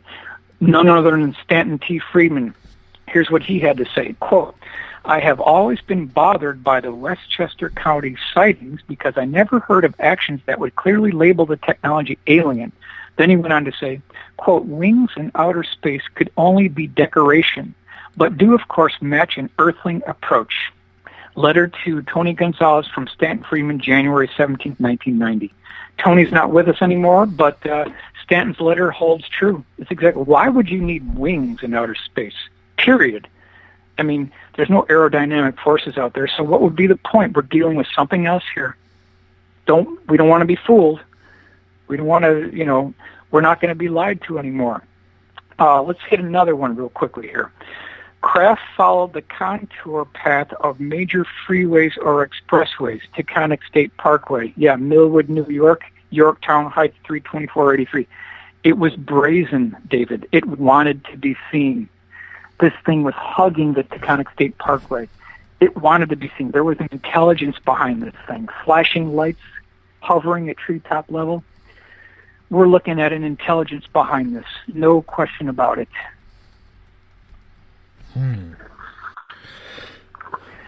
Incredible. Yep. Just, I'm very rarely dumbfounded. Very rarely dumbfounded. But are you saying that the media then leaks out this information, or the military leaks out this information to the fringe media, much like we saw on the movie Men in Black, where they go to all the tabloids in order to check out what the UFO news is? Well, you got to think of what we're up against here. The CIA, these guys are brilliant. They are absolutely brilliant. U-2 spy plane, SR-71, you're talking about Have Blue. These guys are brilliant. There was essentially no security leaks on the F-117 program. It first flew in 1977. Nobody, repeat, nobody outside Lockheed, outside the Pentagon, knew that program existed. There were no leaks. There were no photographs. When it was finally acknowledged in November 10th of 1988, we finally got full confirmation that there was a stealth fighter and what it looked like. But beyond that, they locked this thing down. So when they need to keep a secret, they can do it. And to answer your question, yes, I think they're working hand in hand. The CIA will stop at nothing to muddy the waters. So when you hear about these reports, these UFO crackpot things, it could be based on an actual sighting, and it's used to cover their own deep black programs. They want people to think this is alien, which might be one reason why they're purposely flying these things over populated areas. They can do it. They're brazen. They want you to think that. That's part of their psychological management program. Absolutely, absolutely. Let's hit one more here.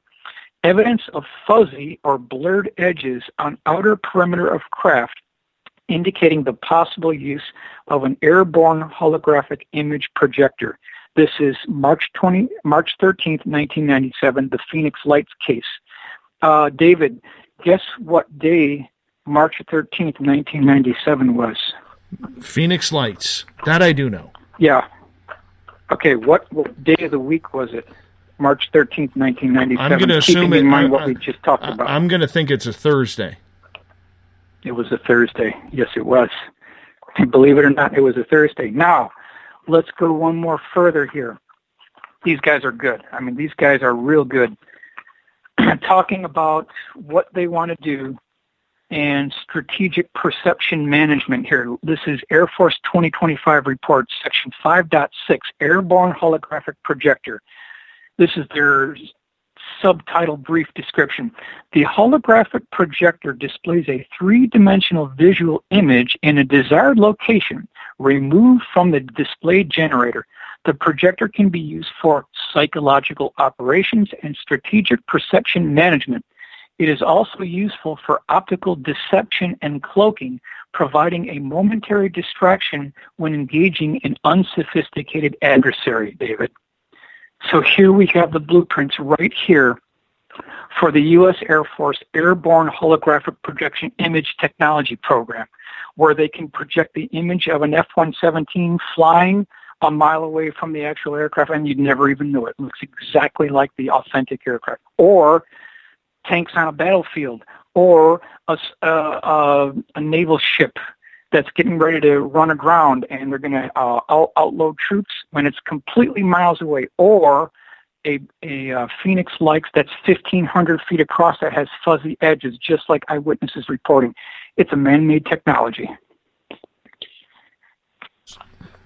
So how are we supposed to tell what is ours and what is theirs, though, Michael? Because you do believe that there are UFOs flying in the sky, and I know we have a few more points to go over, but you do believe that we're being visited. Well, I'm not the only one saying this. Jacques Vallée is in agreement that we could be dealing, David, since the cases go back to well before the Skunk Works has ever formed. We've got triangle cases that David Marler has tracked from 1878. This is long before Lockheed ever got on board with the Skunk Works in 1943, long before Kelly Johnson. Skunk Works is even a glimmer in his eye. So these cases date back thousands of years to the ancient Romans, the ancient Egyptians. We've got cases of USOs popping out of the ocean during the Reagan administration that are 200 feet long right next to the Soviet Trident Boomer submarine class attack submarines. And, we could be looking at interdimensional tricksters, according to Jacques Vallée, because these things can go in and out of the water at will. They can materialize and dematerialize at will. They've been seen going into the side of mountains, David, with no impact whatsoever. So there is a core of reality to this. There absolutely, and we could be looking at interdimensional tricksters. Just to say that this is metallic hardware is just so boring and far from the truth. It's much more sophisticated than that. And even Jalen Hynek said that if UFOs were nothing more than ETs visiting this planet from another world, how boring that would be. Even he knew it was more sophisticated than that. What I'm trying to point out here is when you see these telltale signs, yes, when you see rivets, when you see hydraulic lines, when you see vents, HVAC vents that you can get at Home Depot, don't be fooled. Here's another one, Cash Landrum, December 29th, 1980, poisoning of local area, radiation sickness by the 3 eyewitnesses. Again, we're looking at a man-made technology. The appearance of a spark gap mechanism or electrical probes. This was seen 12/26/1972 in Venezuela. I got the good report on that from Ufos. When you see rivets or fasteners holding these things together, reference Helena, Missouri, citing 3503. I got this from the Ufos archives. And what this gentleman described is a massive 1,500-foot per side triangle that had a cross beam and girder construction. And then and this is his quote, not me, this is his quote, I have his original sketch. He said that this thing was held together by massive rusty bridge rivets off the Golden Gate Bridge. And this thing, as it flew over his house, he was in the living room, it knocked the picture frames off the living room wall as it flew overhead. And this is what he described. He described seeing these rusty rivets holding this thing together. Crazy stuff. You can't make this stuff up, you know. Especially rivets. Could any of these craft actually be time travelers or interdimensional? It's possible. Yeah, it's possible. That's why I say I believe 95% of what we're seeing is our own deep black programs. The remaining 5% represent the core reality of this phenomena, and that's borne out by the research by Jacques Vallée. Yeah, we could be looking at interdimensional tricksters that have been converging in our timeline, possibly. I don't know that for sure, but this is what Jacques Vallée had talked about, and his research is solid. I think he's on. We're dealing with an actual phenomenon here, but you know, now we've reached the point in 2018 where we don't know if it's live or if it's Memorex, because they mimic the form, fit, and function of the tricksters. So that's why I wrote this article, so that people can tell the difference between what we're dealing with here. Incredible. Incredible, Michael. Do you think that these craft, that they are of advanced numbers, like there are numerous of these crafts spread out, or do you think there's maybe a handful of them, like maybe 3 to 5 of these aircraft that are moving at any time? Because when it comes to these black triangles, there's so many stories about them. Are they the TR-3Bs? It leads into the secret space program. Where are these the craft that are actually taking, you know, troops or dignitaries up to moon bases? There's a lot of different speculation about them. Yep. Gotcha. The way I would answer that is, the way it was told to me is, don't be fooled into thinking that it's a U.S. Air Force program. That's the number one thing. We've got the NRO to consider, we've got the CIA to consider, we've got the NSA to consider. So it looks like what we're dealing with the secret space program and the quote-unquote black triangles or TR-3B craft, it is a joint liaison program between the United States Air Force and the U.S. Navy. The Navy is involved. And that's where we've been going wrong for years in ufology. We keep on doing these FOIA requests. You know, give me the information that the U.S. Air Force has on UFOs. They're not running the program. The Navy's been chasing these USOs before the Air Force even got on board with all this. They're way latecomers. We need to be looking more at the Navy's involvement in all of this. And that gets me into what I think is actually happening here. When we look at these 20 bullet items here, and we look at the multiple cases of tubes, pipes, and cylinders on the bottom of these vehicles, what are these pipes for? What is the purpose of this? At least 12 separate cases of these pipes, this plumbing on the bottom of these craft. One report from 1985 in Madison talks about a triangle that a gentleman saw. He was a government worker nonetheless. And he said that when this thing flew over, he looked on the bottom of it, and he said it looked like refrigerator tubes that went back and forth. I've got his report right here. This comes from David Marler, who's the world expert. This is November 22nd, 1985. A Wisconsin state employee observed a black flying triangle gliding slowly over Highway CV some 15 miles northwest of Madison, Wisconsin. The object was approximately 40 feet across and 90 feet in length. The underside of the craft resembled, quote, the back of a refrigerator, like a collection of condensation pipes that ran back and forth. After silently gliding over the witness's vehicle, the flying triangle accelerated away at tremendous speed. So this is now case 13 of these tubes, pipes, and cylinders. David, I think what's happening here is when you read about the pipes and the plumbing, it's never an isolated incident on the bottom of the craft. It's never quarantined to like the right lower quarter or like the midsection or the upper left-hand section. It's always the entire bottom of the vehicle.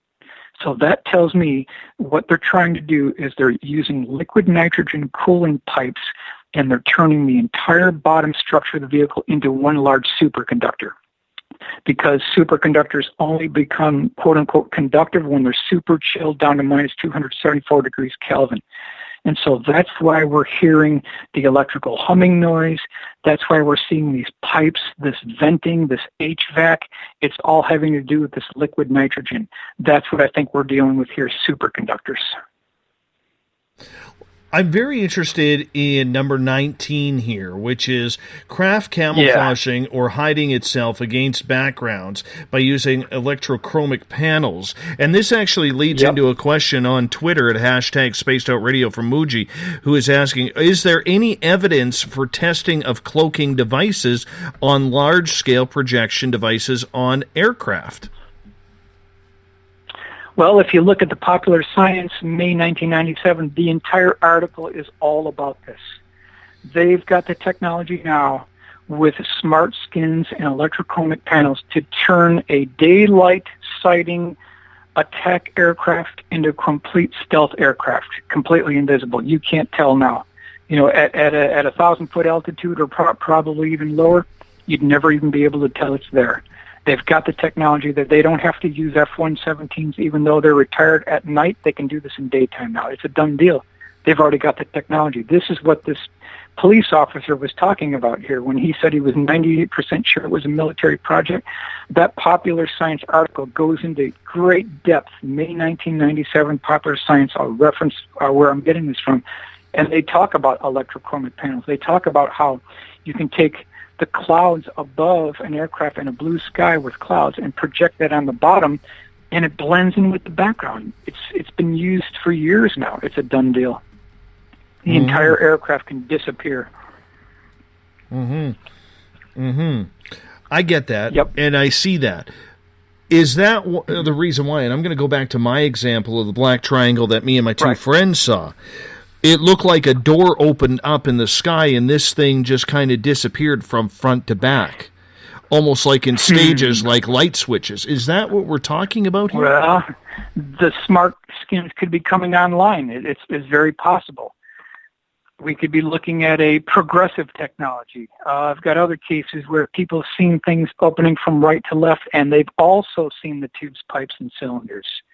So we could be looking, you know, just to kind of go back to your other question, we have our own triangle program. The UK has their own triangle program. British Aerospace is involved, and there's no question about that. I've got another case here. This came from David Marler. Didn't make it into his book, but he graciously allowed me to get this case.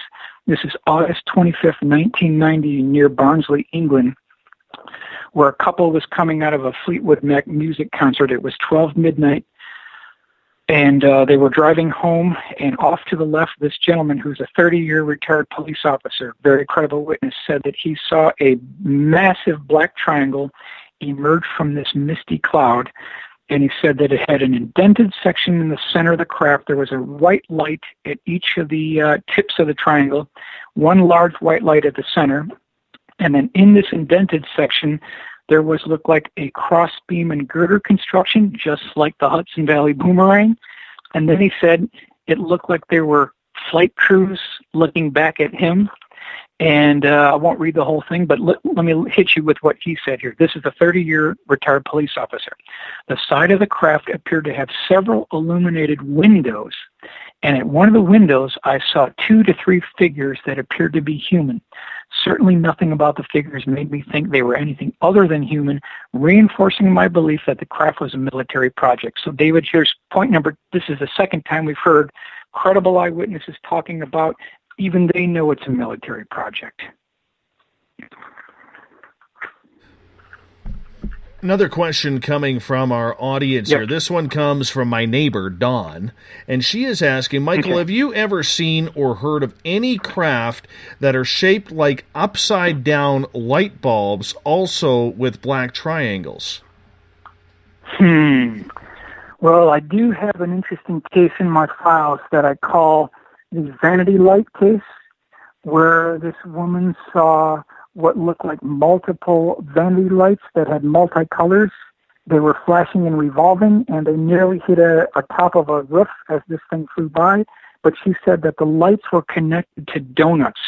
There were 3 donuts connected to the lights, and on the underside of the donuts, there was what looked like ancient Peruvian or Aztec lettering or inscription. That's what she described. So to answer your question, yes, there appears to be a legacy of those cases as well. This was seen in Danielson, Connecticut, back on November 20th, 1956. I'm going to look like. Yep, go ahead. No, you go ahead first. Finish up, please. Yeah, this eyewitness said that there were 24 colored bulbs. They were rotating. They were flashing. And I've got her original sketch, which is incredible, just incredible. It looks like ancient Peruvian lettering or Aztec writing or inscriptions on the bottom of these donuts. It's just incredible.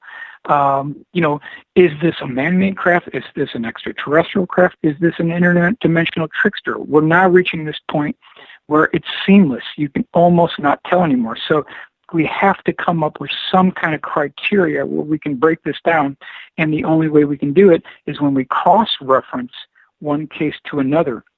Like 2 cases from the UK where people were going to work in the morning and they saw different craft, one of them a pyramid, one of them an ellipse with a notch cut out of the back of it, that all had tubes, pipes, and cylinders on the bottom of the vehicle. This is exactly what was reported in the other 3 cases.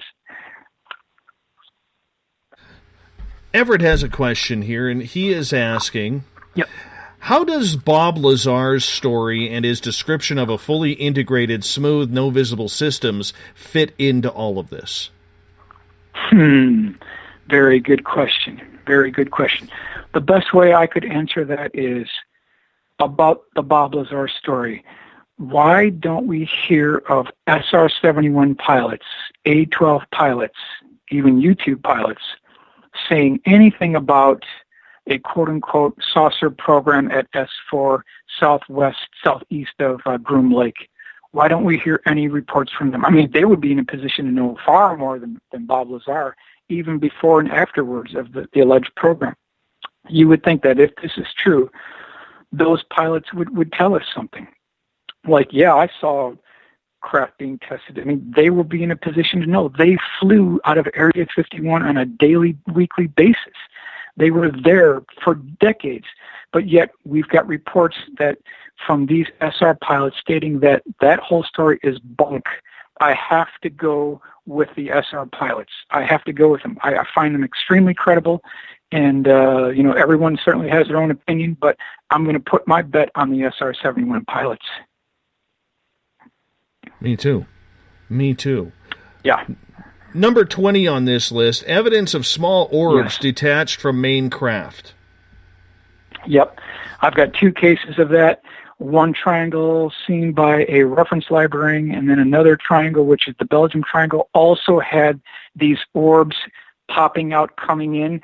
But what makes it a historical legacy case is it was connected to a craft that had tubes, pipes, and cylinders and had an electrical humming noise, exactly like the Hudson Valley Boomerang and also the Southern Illinois Triangle, January 5th, 2000. So we can tie these cases together. Even though they're different times, different places, we can tie it together because there's a tapestry that's being sewn throughout all these cases. I mean, when you put all these bullet items together, it looks like what they've done is they've made the breakthrough in 1955. In fact, even Dr. Stephen Greer says breakthrough was made October 1954. That's consistent with what the newspaper articles were telling us. Now, if that's true, if they really did make that kind of a breakthrough, if they cracked the gravity barrier sometime in 1955, could be as early as October 1954, what does that tell us about the Mercury astronaut program, the Apollo program? What does that tell us about Neil Armstrong, Buzz Aldrin? Did they know about this? Did they know about these newspaper articles? Did they know that they made this breakthrough? Was Apollo, a smokescreen, a red herring for something much more advanced? Could we really be that far behind in what's really going on? I think it's possible. Difficult to prove that, but I think it's possible. We could be dealing with complete smokescreen, Model A technology in the form of the shuttle, the Saturn V booster. we could be looking at a completely different world. This is consistent with what Ben Rich talked about. Before he retired, he gave an interview with Stuart Brown, and he said that we have technologies that are 30 to 40 years old that are still appropriate to keep quiet about. Other people don't have them yet. That's consistent with the Apollo program, right in that same time frame. That would be within the 40 years by far. So, yes, we could be living in a matrix world here. We only have about 7 minutes left with you tonight, Michael, and it's a very, very heavy type conversation. How do you get people, Michael, to believe that your research is 100% accurate? Well, I just try to document my sources. I mean, throughout our entire discussion here, I've been quoting Jane's Defense Weekly, Aviation Week, Space Technology. I've been quoting the Collinsville Journal, the Los Angeles Times. So people are free to reference everywhere I'm getting my information. So it's not like I'm making this up. We've talked about Flight Journal. We've talked about Reagan administration. So this is all historical data. It can be checked out for anyone who bothers to do the research.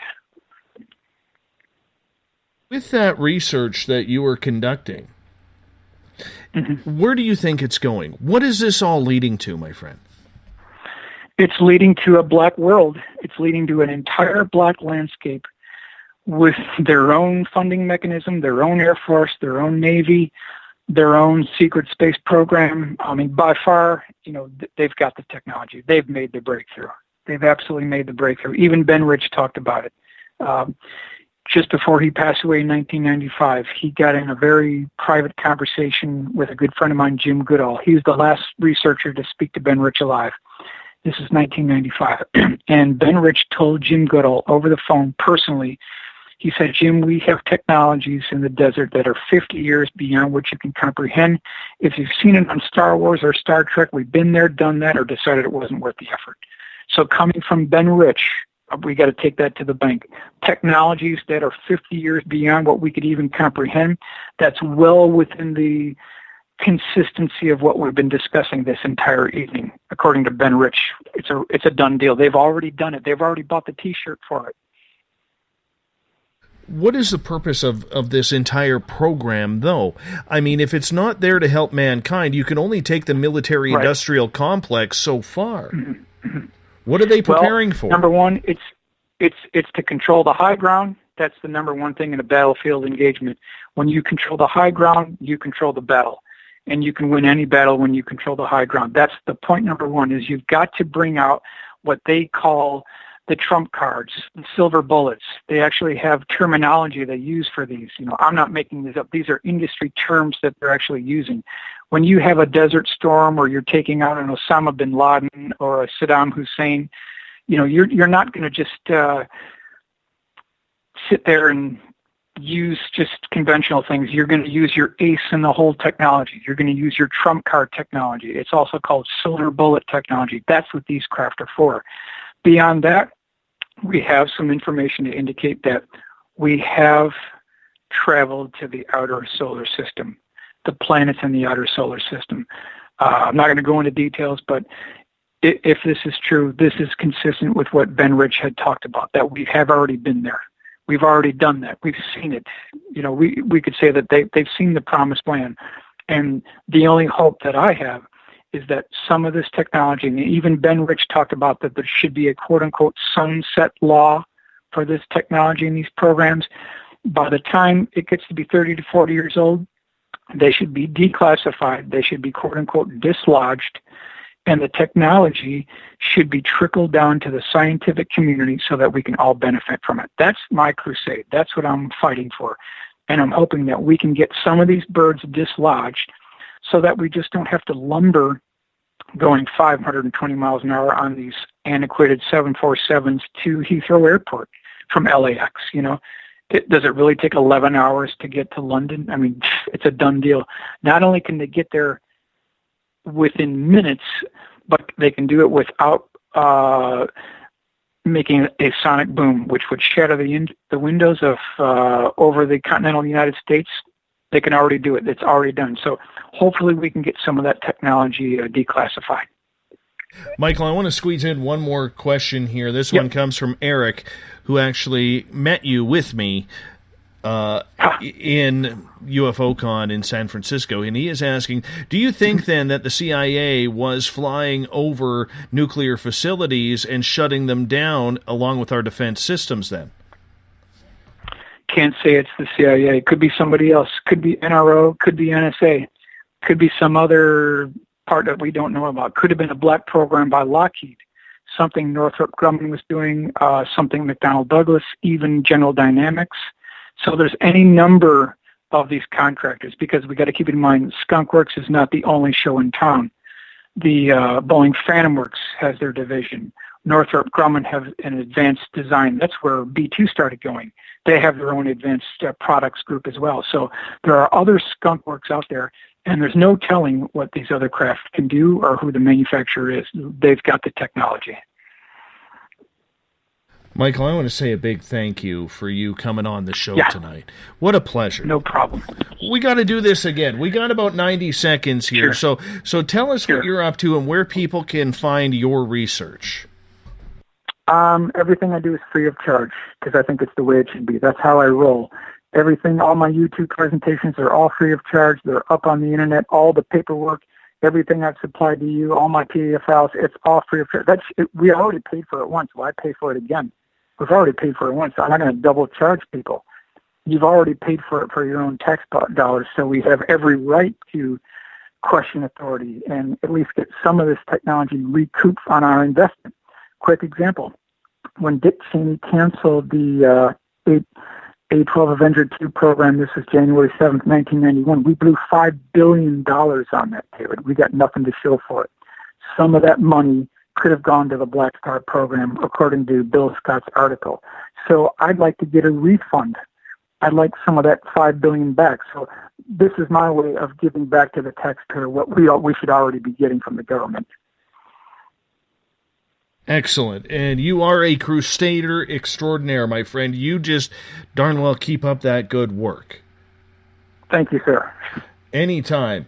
And thank you so much for being on Spaced Out Radio tonight, Michael. And I highly suggest all of our listeners go on YouTube, watch some of Michael's speeches that he gives at these conferences. You will be blown away by his PowerPoint presentations. Michael, once again, thank you for coming on the show. Really appreciate you wearing the Spaced Out Radio t-shirt tonight as well.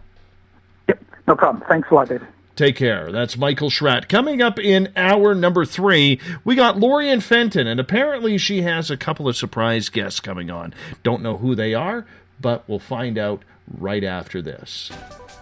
Are you tired of being blocked, shadow banned, or placed in jail for simply posting your thoughts on social media? Social Media Freedom can take care of that for you. Social Media Freedom is the newest and one of the best free new apps that allows you the freedom to post what you want, when you want. It takes seconds to download from your app store. Come join the tribe at Social Media Freedom. It's time to set yourself free. The first annual Caribou Paracon is happening September 28th to 30th in the 108 Mile Ranch, British Columbia. Brought to you by the Canadian Society of Questers and Spaced Out Radio. Come listen to our featured speaker, Grant Cameron, along with Elizabeth Anglin, Paisley Town, Mike Moran, Eric Cooper, and more. It's a 3-day supernatural adventure at the Spruce Hills Resort and Spa. Tickets for the weekend are $150 Canadian. The Caribou Paracon, celebrating everything paranormal. A timepiece is a reflection of who you are, and what better way to show off the real you than with an Escape watch? Escape is a lifestyle brand accessorizing your days and nights. Choose to escape and create the life of discovery that you deserve. Dream, play, unite with your own personalized Escape watch. Head to escapewatches.com. There is no time like the present to enjoy your escape. Use promo code SMF2017 for your 20% discount today. Looking for a place to advertise at a very reasonable cost? Look no further than Spaced Out Radio. SpacedOutRadio.com has an advertising tab that you can click to check out our daily, weekly, and monthly packages to play on the radio, or our website including social media. From commercial spots to banners, we have it all. Check out our competitive pricing today.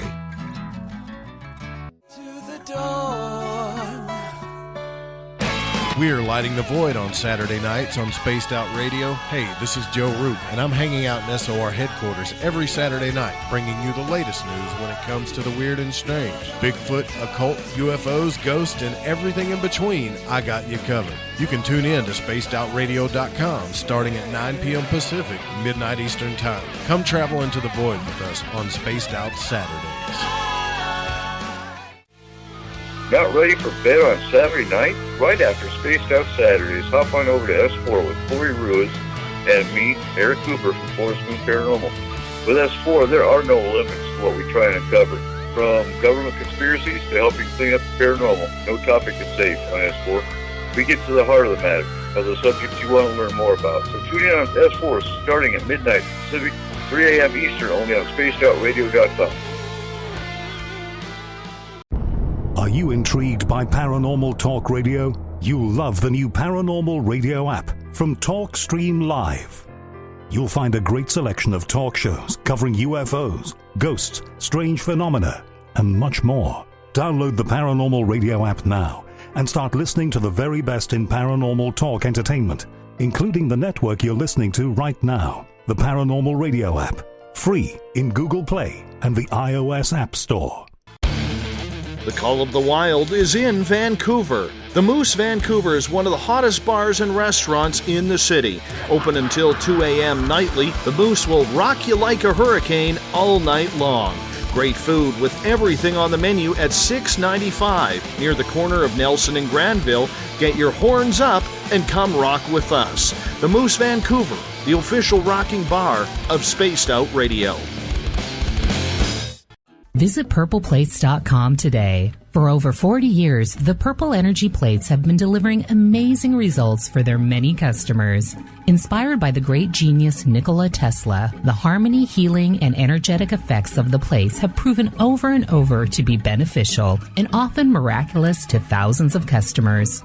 Check their site for daily specials and choose from their many energy products. You won't be sorry. Visit them today at purpleplates.com. This is Eric Markham, news editor for the Spaced Out Radio's The Encounter Online. We have put together a great team of writers and journalists from all over the world to bring you top-quality paranormal stories, from alien encounters to the latest conspiracies. You won't find any of that fake news here. True stories and top-notch reporting as we look to bring these experiences to the mainstream. The Encounter Online, only at spacedoutradio.com. Do you want to know the truth? Do UFOs exist? Are aliens real? Are the governments hiding the biggest secret in history? We're UFO seekers, and we're on a hunt for the truth. Subscribe to our YouTube channel and follow along with us as we journey across the United States, visiting UFO hotspots and alien hotspots, trying to document the UFO phenomenon. Catch us on Spaced Out Radio every third Monday of the month as we discuss Area 51, UFOs, and more. And also, don't forget to subscribe to us on YouTube. You hear footsteps in the empty room above you. A rocking chair begins rocking by itself. Don't be afraid of the things that go bump in the night. Reach for Spirit Storybox, the iPhone app the Huffington Post UK called the only ghost hunting app you will ever need. Spirit Storybox. The spirits are telling their stories. From the mile-high state of Colorado, sharing our signal around the world, I invite you to Spaced Out Sundays. Hi, I'm Tessa Nicole Thomas, and I'm closing out the week by taking you on a paranormal journey to the world of the weird. Ghosts, aliens, psychic phenomena, I will hit it all in your questions too. So let us highlight the paranormal for you. So come join me for Spaced Out Sundays starting at 9 p.m. Pacific, 12 a.m. Eastern, only at spacedoutradio.com. The views and opinions expressed by tonight's guest and topic of discussion do not necessarily represent the official policy or position of Spaced Out Radio, Spaced Out Weekend, Spaced Out Radio Limited, its hosts, syndicated carriers, or anyone associated with this broadcast. You're listening to Spaced Out Radio with Dave Scott. Follow Dave on Twitter at Spaced Out Radio and hashtag Spaced Out Radio, and on Facebook Spaced Out Radio Show. Now, back to the program. Welcome back to the third and final hour of Spaced Out Radio tonight. I am your host, Dave Scott. Great to have you with us. Tomorrow night on the program, I'm going to be joined by Ian Holt. Why? Because we celebrate our birthdays together, May 24th. We started the tradition last year. We're going to open up the phone lines to you. You can call in, tell us some freaky stories, and enjoy the birthday festivities. And, of course, at the third hour, I'm going to burn the hell out of my mouth with the Pocky One Chip Challenge. It'll be seen live on Periscope. I'm not looking forward. Actually, yes, I am looking forward to that. 9 p.m. Pacific, midnight Eastern Time. At spacedoutradio.com is when we get going. We want to welcome in everyone listening in on the SOR Radio Network, along with everybody on Periscope.tv who are watching live right now. Also, we want to say a big shout out to our YouTube channel. If you want to find our archives, go to youtube.com/spacedoutradio. Do me the favor and hit the subscribe button to that. I would appreciate that. Bill Cardwell has set the password for tonight in the SOR Space Travelers Club. Abstemious. Abstemious is your password.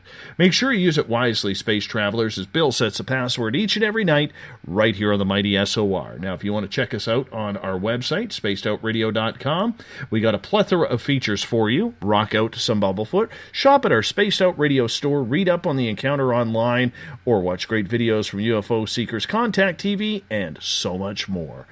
We want to say a big thank you to Michael Schratt coming on for hours 1 and 2 to talk about what is flying in our strange skies at night. Is it ours?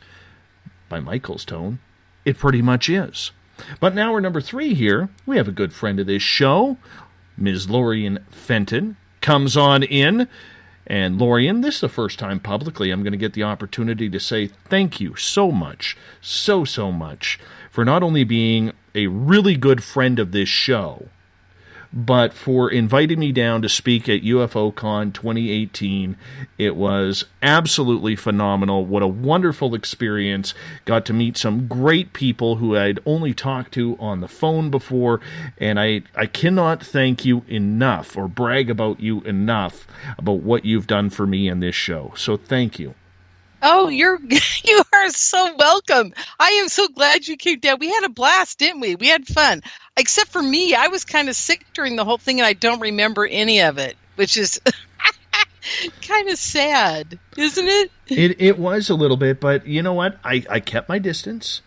Thank God you did. I didn't know I had pneumonia. I was like, I don't feel good, and I was like, what is wrong with me? And then when I finally went to the doctor, and they're looking at my lungs, and go, oh, you got pneumonia. I'm like, well, no wonder I felt like, doggy doo-doo. Oh, there you go. Anyhow. What have you been up to? Well, right now I'm texting one of our 3 surprise guests tonight. They're going to kick off your pre-birthday hour here in the last hour of Spaced Out Radio. So I'm texting the last one. I'm just letting them know I'm going to call them from Skype, and it will stay restricted, and answer the phone, because it's like everybody looks at that and they go, I'm not answering it. So, shall we call the first person here pretty quick? Sure. No, I do want to let people know that I don't even know who you're bringing on. I know. It's a surprise. So let's see what we got. Let's do the first one here. Right. And I guess I just add them to the conversation, right? Absolutely. I'm so bad at Skype, you guys. I mean, I'm like my own producer, and it's always like just a mystery. It's like, mystery date. Let's see if Lori can make her Skype work. I am a little I'm a little nervous. I'm a little nervous on who you're bringing on. 3. Okay, let's see if I can get this to work. Okay, now it says I got to go where it says call, and then it says add to group. Okay, there we go. Add to group. Add to group call. Okay, here we go. Here's the first one. All right. Let's see if she's going to answer. She may not be home quite yet. It's a she. It's a she. They're all she. They're all she's. I'm very blessed tonight. I am very blessed tonight. Who is number 1? Well, you can see her there. Can't you see her in Skype? No, I yeah. Don't. Oh, who is this? Who is this? Are we already doing it? Yeah, mystery person number 1. Tell Dave Scott happy birthday. Happy birthday, Dave.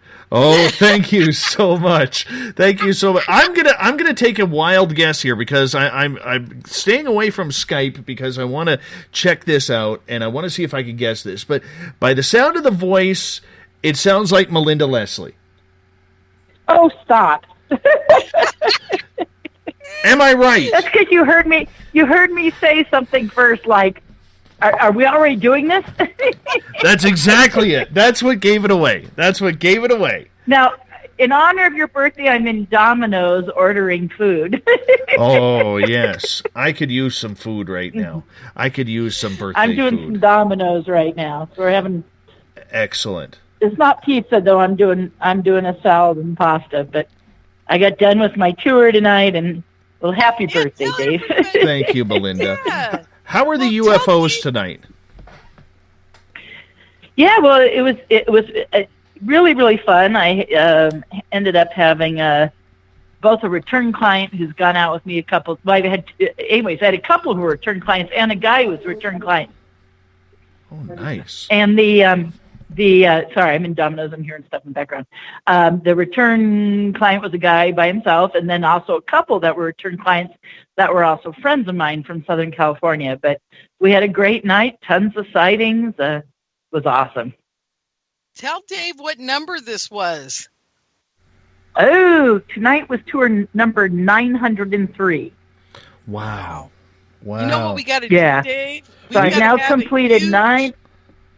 Melinda, what we've got to do is we've got to have an online radio broadcasting of your 1,000 tour and figure out how we're going to do it from the desert. Well, I'll make that work, Dave. Maybe we should do that on your show. You know what? You can totally do that on my show.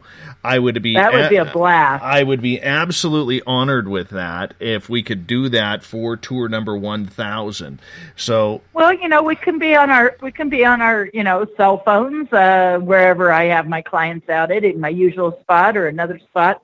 But we can be on cell phones doing it. For sure, that'd be fun. That's nice and easy. And then pass the phone around. Let my clients all say stuff about what they're seeing, and or even just come up and I don't know how we do Skype because we wouldn't have any power up there per se, but I don't know. Lorian and I will put our heads on it and figure out something. Yeah, as long as be like a year from now. Together. As long as you give or take about a year from now. Yeah. Perfect. As long as you have cell phone signal there, we can bring you on because I will have the technology here. Now, the good part about my birthday tomorrow, ladies, and I'll let you in on a little secret here. The audience probably knows, but tomorrow morning we begin construction on our brand new Spaced Out Radio studio. Oh, congratulations! Oh, good. Yeah, that's awesome. Yes. What a great birthday gift, Dave. That's wonderful. Yes, I'm very excited. I didn't put 2 and 2 together until literally earlier today saying, holy cow, this is actually going to be built on my birthday. This is kind of cool. Yeah, I love it. That's very cool. That's Yes. very cool.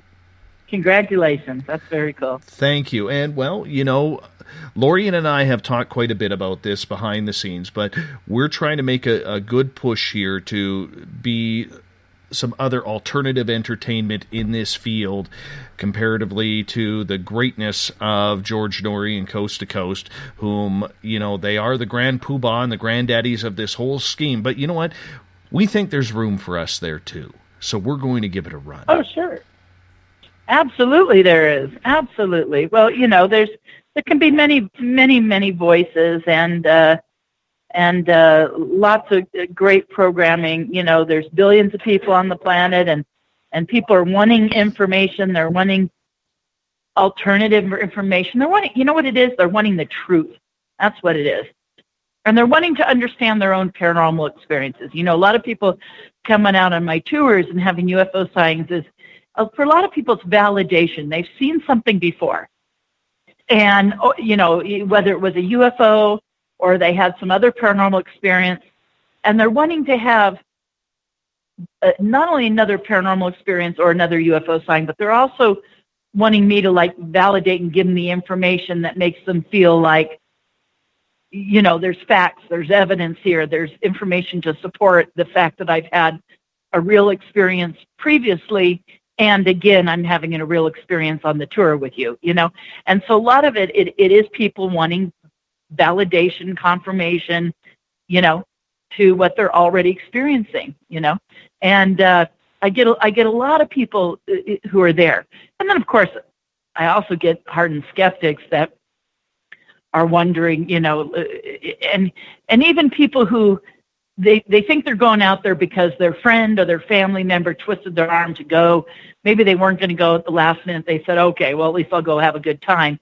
And, sometimes those are my favorite people to take because I love seeing that paradigm change of when they go, oh my God, this is real. I know. And I had people all the time turn to me and go, I had no idea, I know that feeling. But oh, Melinda, I got to interrupt you. I got to interrupt you. Yeah. Tell Dave what his birthday present is.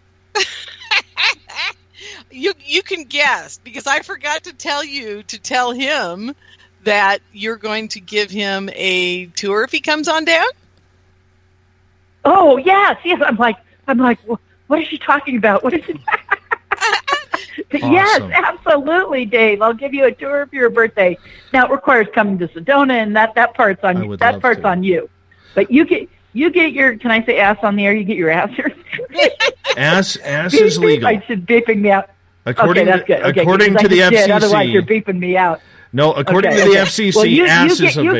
You get your rear end here. I can say that. You get your rear end here, and I will be happy to take you out. I'd love to take you out. I would love to show you some UFOs. You know we always see them. Some nights it's more off the hook. It's just incredible. And some nights it's more mundane, but we always have sightings. It's just whether we're going to get a few or like 50. We always get a bunch. And, tonight, of course, was a bunch. Last night was a bunch. And we've had some incredible sightings this week, big things that are low. We didn't have structure this week, no big disc, no big triangle, but we've had the guide dominoes are like nodding. I'm on a radio program right now, sitting here in the store. I'm live on the air. Well, okay, he says come to Domino's. A large topping pizza is $7.99. Oh, that's like $24. Some of them are in Canada. Area. It's a little bit far. He says we'll deliver. Canada, be careful what you have. I would love it. He says we'll deliver. Oh, yes. It might be a little stale by the time it gets there, but much. Yeah. Canada might be pushing it. You know what? I have to tell you a story though. When you say that, I love it when the skeptics come to my ghost hunt. I had a guy recently at our last ghost hunt. He was, one of these guys who would sit in the corner, arms crossed. I don't believe in this crap. Yeah. Oh yeah. And we walk into this. I've seen him. we walk into this one room that we have, and the ghost in there loves to drop what I like to call cobwebs on people's faces. It feels like you get walking into a cobweb. So I kept pressing him. Are you feeling anything? No, nothing. Nothing's happening for me. Just acting real non-believer. And as we were exiting the building, he comes out of that room, and all of a sudden you hear him go, crap! And he starts spitting, and you see him wiping his face. He goes, I just got a cobweb. I loved it. I love it. Yeah, I love it. I love it. Love when that happens. I love it when, I have those skeptics, and then they go, oh my God, there's like 3 things flying in formation. There's, and I'll, and then I'll look at them and they'll go, oh, okay. or oh my God, last September, I have to share this. This is extremely funny. Last September, we had 7 objects on my tour. We had a bunch of things happen that night, all the usual things. But we had 7 objects in a formation that were all kind of glowing a pale blue. So pale blue, really high up, but clearly blue, clearly a delta formation, 1 in the front, 3 to each side, V formation, going really fast, super fast. And I had a lady, I had like 8 clients with me that night, and there were these 3 people from the Netherlands, an older couple and a friend of theirs, all a little bit older. And the couple was really into it. And again, this was like one of those people, they'd twisted her arm to come. She just happened to be in town with them. I didn't think she wanted to be there, but, you know, she came along. Hardened skeptic. There is no such thing, period, you know. And we started to have sightings, and throughout the night she goes, well, I don't know. You know, we saw 2 in formation. That didn't convince her. It's like, you know. And then all of a sudden, these 7 objects glowing blue, going by so fast, she actually got mad she was having a sighting. She's like yelling out, you can't exist. That's not real. And then she kept saying, I love it. Will someone tell me what the heck it's using another word, but what the heck I'm seeing, you know, what the heck is that? You know? and she actually got mad she was having a sighting. And at the end of the night, she was staying at a different hotel than them. And I drove her back to her hotel, and I pull up and, you know, and she goes to get out of the car, and she turns to me and stone cold serious. She says, absolutely nobody can know I was here tonight. Okay. And she goes, no, you understand. No one can have my name. No one can ever know I was here. I was like, fine. No one will ever know you're here. I'm like, you know, yeah, you know, there's no record of your being here. But she was really serious. She goes, nobody can know I was here. So I don't know what she does professionally. She's from the Netherlands, you know, and I'm like in the Netherlands, and, you know, I don't know if she was somebody famous in the Netherlands. She's probably the prime minister. You know, or a news personality or so, you know, I mean, I don't know. But she goes, nobody can know I was here. I said, okay, that's fine. But, you know, but she went, let's just say, man, she went from being a hardened skeptic, there's no way, no such thing, to having 7 things fly in formation and actually getting pissed off she was having a sighting. That is fantastic. Fantastic. Yeah. Wonderful. I love when that happens. You know what? Melinda wished Dave his happy pre-birthday, and we're going to move on to our next mystery guest. Because Awesome. Dave doesn't know who I've lined up for him yet. But I do not. Hey, yeah, you don't. But, you know, you and Dave will see each other at some point here in the near future. Yes. Because, you know. Absolutely, Dave. Well, I look forward to it, of course. And if you can you. ever make your way to Sedona, Arizona, I'd love to take you out. And I hope I see you at a conference or something coming up. I hope so, too. And Melinda, I have to say, what a pleasure and an honor it was to meet you down at UFOCon 2018. It was an absolute dream come true to meet so many people such as yourselves face to face, because for a lot of time, me being a newer person into this field, there are a lot of people who I idolize in this field. You, Lorian, Grant, Misha are a number of those people. And I just wanted to say... well, thank you so much. Thank you so much for accepting me. Well, the feeling is mutual, because it was a pleasure meeting you, and thank you for having me as a guest a couple times on your show. I appreciate that. And it was a pleasure, an absolute pleasure to meet you as well. Thank you, my dear. I appreciate that. And I will definitely take you up on that offer. Good night. All right. Well, happy birthday. Good night. Thank you. Good night. Bye, Melinda. I love her. I do. I love her. I do. I love her. She's my best buddy. You know, she's my gambling buddy. Oh, God, I probably should have said that live on air. There's a snafu. There's a snafu. Go. No, I'll tell you guys a little secret about Melinda and I, and it's just a quick story, and then we'll get on to our next person. But Melinda had a very good friend that was a psychic, and for years and years, her name was Scotty. And I knew Scotty as well, and she was her best friend there in Sedona. And Scotty took a gambling course offered by Kevin Trudeau. And I don't know, you guys can all look up Kevin Trudeau. That's the infomercial guy. You bet. And he's in federal prison for doing that, by the way, folks. It's just a travesty. Anyhow, the one thing that I have learned being Canadian is never trust someone with the last name Trudeau. God, you're killing me.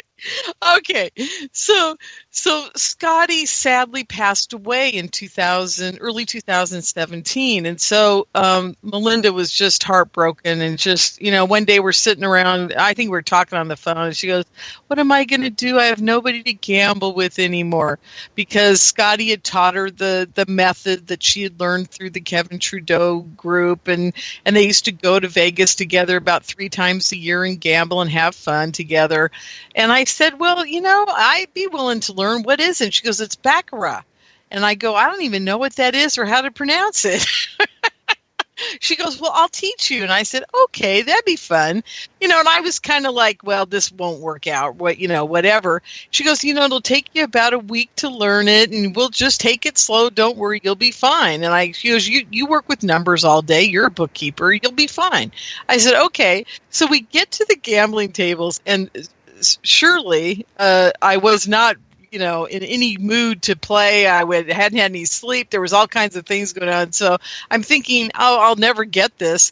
Well, 15 minutes later, I've got the game down pat. I'm already beating Melinda's buns on betting and winning. And she's looking at me like, what is going on? And I said, well, I just channeled Scotty. And and I got it all really quick, and we both started laughing. And from that moment on, we've been playing together ever since. We have a great time. So very nice. Great story. Yeah, it's a lot of fun. And you know what we do? It's the first time I'd ever done this. I actually went on a vacation with Melinda just to go gambling, and we went for about 4 or 5 days a while back, and we had the best time ever. Excellent. Crazy. You got to do that for yourself every once in a while. I need a good gambling trip. I need a good gambling trip. Well, you know what? Well, I'm going to be putting on a couple conferences in Vegas, so definitely you got to come down for that. Oh yeah, you just hit the soft spot right there. I just got to get this show going and the way we expect it to go, and we're going to probably make some announcements on that tomorrow night.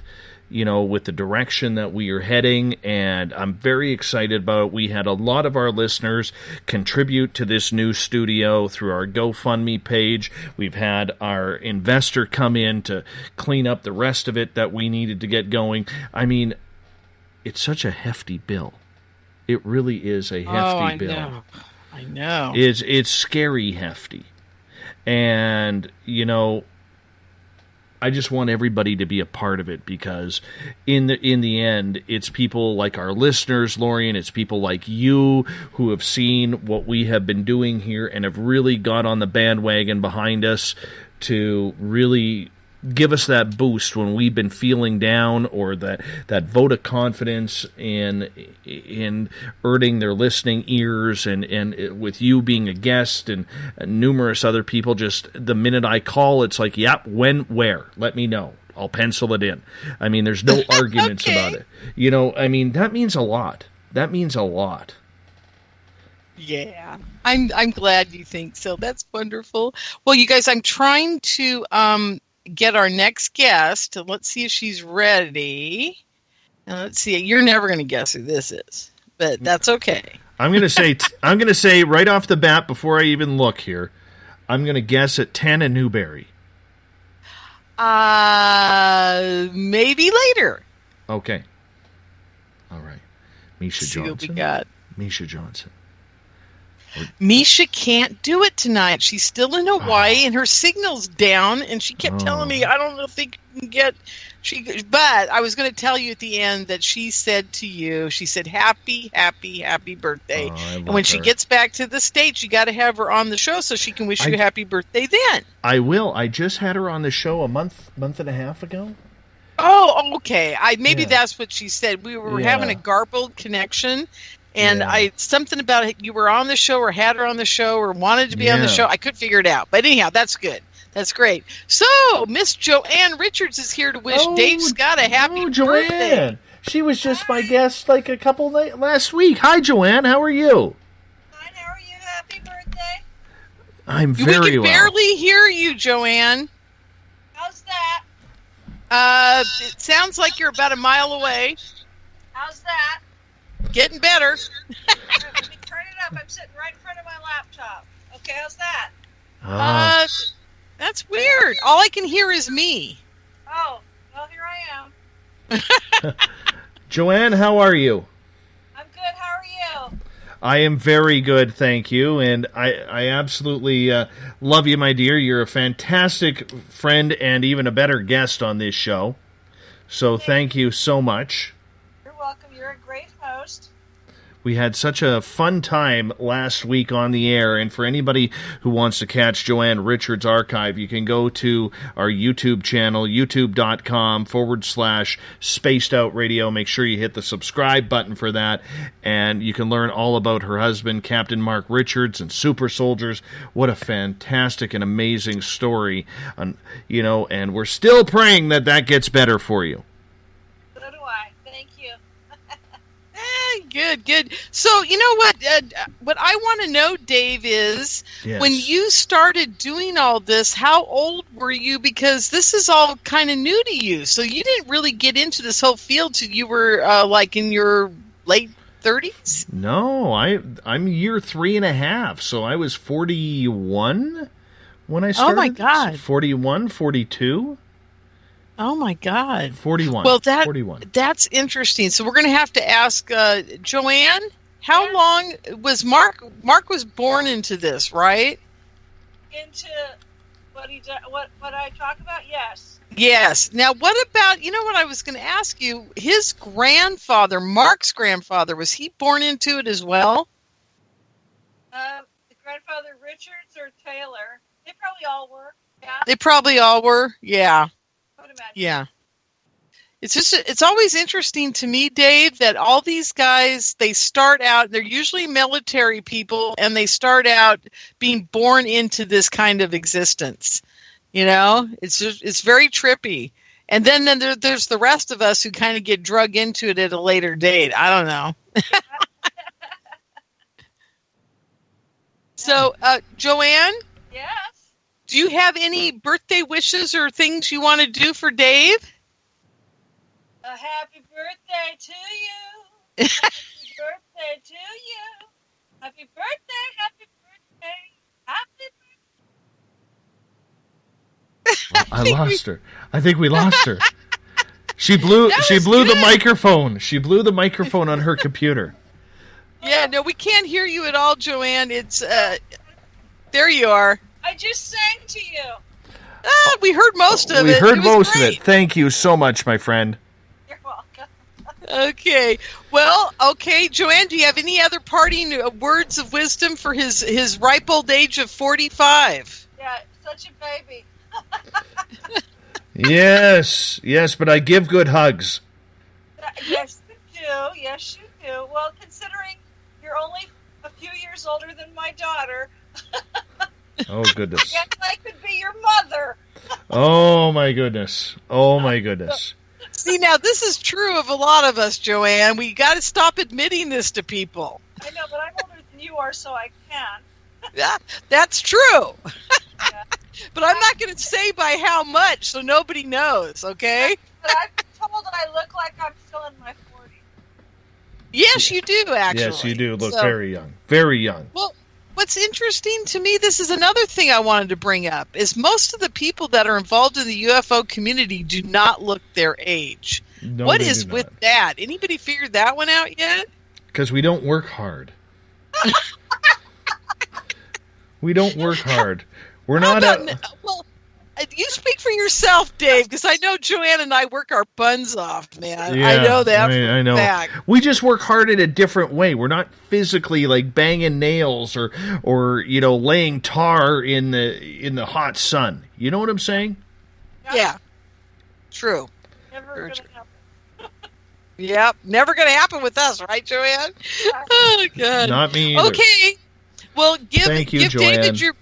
Give Dave your biggest happy birthday, blow him a kiss or whatever you're going to do, and say goodnight. All right. Mwah, back. Love ya. Love you too. Take Bye, care, Joanne. Thanks. Oh, I love her. I love her. I do. Way too kind, Lorian. Way too kind. Okay, now we're going to get Tana now. See where Yes, she's at. Tana Newberry. She wanted to really rock and roll your world, so let's see what we can do here. Yeah, she's nothing but trouble. Nothing but I know. trouble. You know? See if she answers. She tried to make me have some of those California Funny cigarettes when we were there. She did? Well, what bad can I influence. say? Bad influence. Oh, She's funny. Okay. She wants to know. Okay. I'm not going to tell you what she said. But we're going to. I just. Called on Skype. Let's see what she does. She better. Okay. Let's try her again. I've got 2 Tana Newberries. I wonder which one she is. I don't know. I hate it when people have 3 Skype accounts. Yes, leave it to Tana Newberry. Hello. There we go. Tana Newberry. Hi. Hello. How are you, my dear? Are you going to wish Dave a happy birthday? It's a pre-birthday party. Can I do that now? Yes. Yes, of course. Happy birthday to you. Ay, ay, ay. Happy birthday to you. Woo, woo, woo. Happy birthday, dear Scott, Mr. Scott Dave. Happy birthday to you. I'm not a good singer, but what I lack in voice, I make up for in enthusiasm. I love you, Dave. Happy birthday. Thank you. Well, just because of that wonderful song. Hold on a second, Dave. Tana, Dave told me that you offered him a California cigarette when he was down here. Now, bad girl. Okay, first of all, California cigarette is not some sort of funny cigarette, because I haven't done that in years. But yes, sometimes when I'm at conferences, I'll smoke a cigarette or two. But Lorianne, you'll be happy to know I quit quite a little while ago. So sometimes I pick it up when I'm out there partying, and it's hard to put down. What can I say? Smoking is just, it's so much fun, but it's so bad for you. It is, but I thought he meant the green stuff. That's No, what I thought. not me. No, I've actually been clean for like 13 years, so I'm like a little straight edge person now. Yeah. Yeah, you're like me. Yeah. I know. It's just, we're so bored. He was smoking the cigarettes with no filter, and I was doing the basic old blah blah. What are you talking about? What are you talking about? What are you talking about? I didn't hear anything. Grant and I were just the innocent Canadians. Canadians. I'm just over here like, I'm a California girl. I don't know what's going on right now. I don't know. So, yeah. Anyways, I'm not a bad influence. Hush your mouth. I know. I do have, Tana, I do have to say that you are one of the most energetic and friendly, most awesome people I have ever met in my life. Is that just because I sang to you and it's almost midnight and I'm definitely not asleep yet? Is that why I'm energetic? I don't know. No, your song actually, your singing actually made me take a drink of the bottle of Crown Royal I have in my fridge.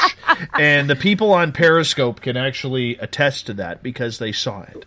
But nonetheless, well, it's your birthday in like 22 minutes, so do what you got to do there, bud. Yeah, I'm allowed. I'm allowed. I miss Lorianne too. Lorianne, I haven't talked to you in forever. I know. I just got off the island. Do? Oh, you've got to come to my MUFON meeting. I got to talk to you. Oh, trust me, I'll be there. Yeah, I was on Oahu for like more than 2 weeks. I just did you guys see any UFOs?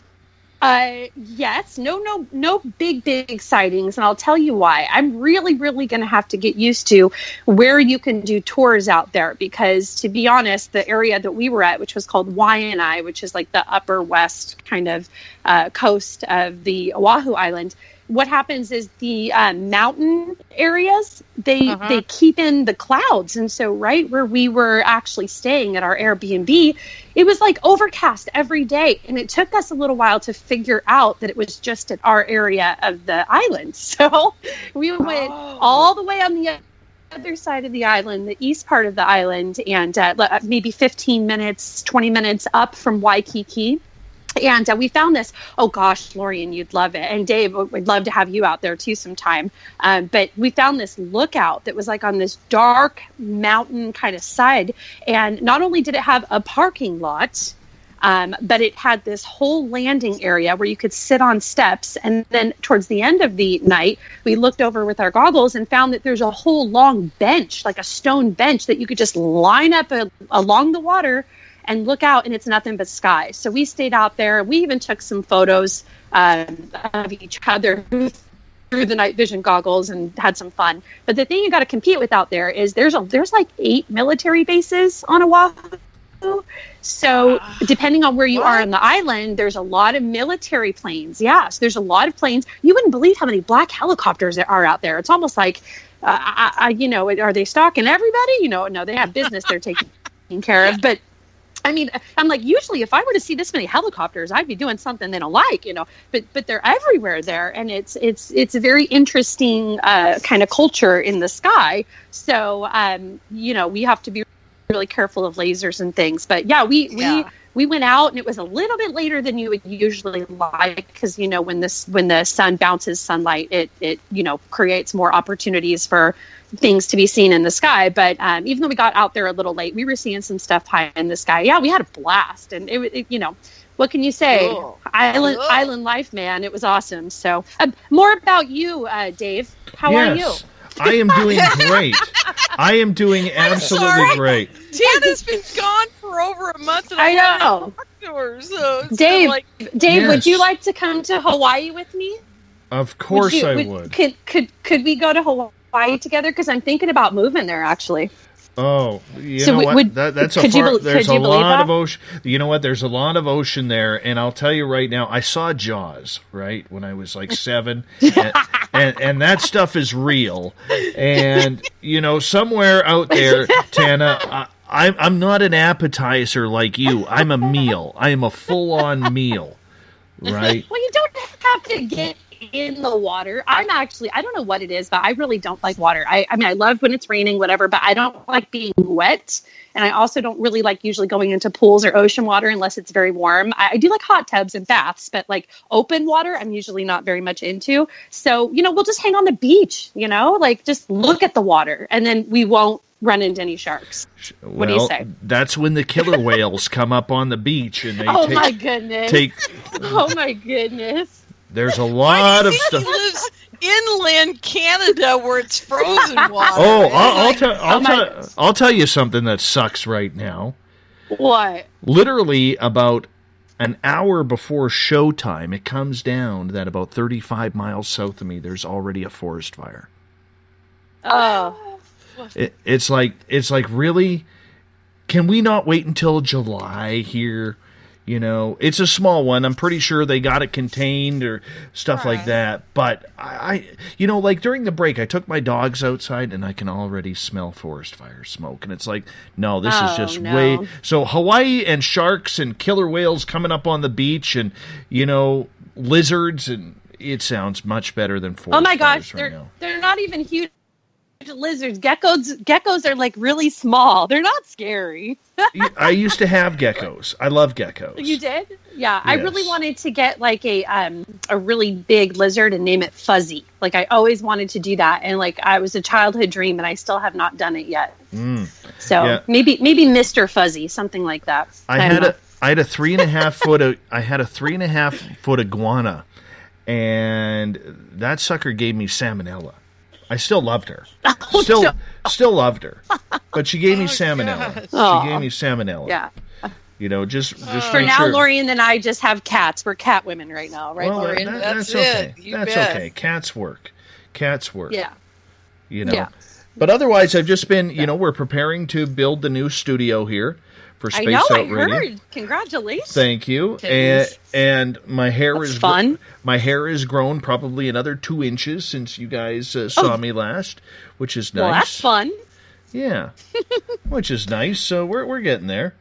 I'm a fan of the long hair. I mean, I like long hair. I do. It's more fun. I don't know. It's like you could brush it and run your fingers through it, and I don't know. Lorian, have you ever had short hair, or are you like into long hair? Because I mean, never. Men, maybe not as long as we have ours, Lorian, but like when men have like a little bit of a hair, like I gotta say, I'm a fan of the man bun. I'm like millennial heart living in California. I love the man bun. We will never man bun here.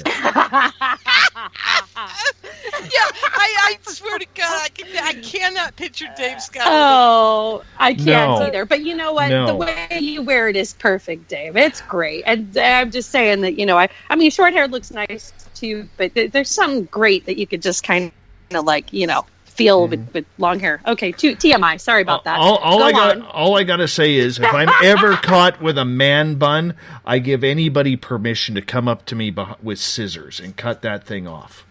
That's just. Could you maybe take a selfie and send it to me first? Because No. I want to appreciate the man bun. I'll send you the man bun. I will send you the man bun. Before it gets snipped off with scissors. That's Terrible. Terrible. Lauren and I will expect the group text at any time now. We'll be ready for it. I gotta see this. Tana, I can't believe. I don't think he's gonna do it. Let's make bets on this. I am so not. Maybe we can start one of those Facebook fundraisers and give him a lot of guilt about it. Like, if he does the man bun, we'll generate $5,000 to the Boys and Girls Club or something like that, and make it like a moral issue, and then he'll have to do it. Yeah, Dave, you could be in real trouble here. You know Don't what? mess with us, Dave. It's bad enough. It's bad enough right now that I look like a fat Mike Reno from Loverboy wearing a bandana around my head right now to hold my hair up. Oh God! I gotta get on Periscope and see this. I just gotta see this. Oh my goodness! Well, but seriously, the man bun will have to happen at some point, and it will have to go up on Periscope. Never. Dave. I'm sorry. Never, ever. Never. I just got a text now, from all Melinda. You listeners out I just got a text. Yeah, I said, all you listeners out there, you text Dave and you say you want the man bun, okay? At least once. And I just got a text from Melinda that says you all are nuts. Well, Thanks, we're Melinda. having a good time. I know Melinda wants to see the man bun too, and if not, we'll just pretend she does. So there's another vote. No. Yeah, and I know Misha would love it. There's another Sandra in the chat room says no man bun, but you do have man buns. Ooh. Ooh, there you well, go. that's a good prize to yeah. Okay, man bun got me all blushing now. So whatever. Okay, we'll now, take any man bun. Yeah, I have to interject something here. No one's sitting about man boobs yet, have they, Dave? No. Good. We don't want that rumor started. Oh yes. We don't. No, well, Goddess Michelle. Very clear about the. Goddess Michelle on Twitter at #SpacedOutRadio says, no man bun, Dave. The goddess will not support this. And she's one of my spiritual gurus, so I have to be careful. Okay, but Melinda Leslie says man bun, man bun, man bun. So I just... So you got 3 votes split from down Melinda. the middle here, Dave. What I don't know. What is with you American women and the man bun? And Melinda also says man buns are really great too, with a bunch of exclamation marks. So. Okay. Oh God! God, you ladies are going to make me work out again. You really can't get us all on this late at night and expect for no shenanigans. I had no knowledge of this. I had no knowledge. I blame Lorian. He didn't. He texted me and he goes, "Are you coming on the show tomorrow night?" And I'm like, "What do you mean tomorrow night, buddy? I've had it in my calendar for 3 weeks that we're doing it tonight at 11." Yeah, I'm a little. I'm a little frazzled right now because of the whole studio thing and build. The start of the build tomorrow, because it's a big step, and I've just been so concentrated on that, and I honestly have I feel like I have pregnancy mind or pregnancy brain or whatever the women call it right now. I honestly. Boy, I bet your wife. Maybe it's the Crown Royal. Yeah, it's probably the Crown Royal, but I'm sure your wife can attest to the fact that it's not the same, Dave. It's just not the same. Well, I'm a man, and I'm a man, and I can try to equate it. I'm trying to equate it.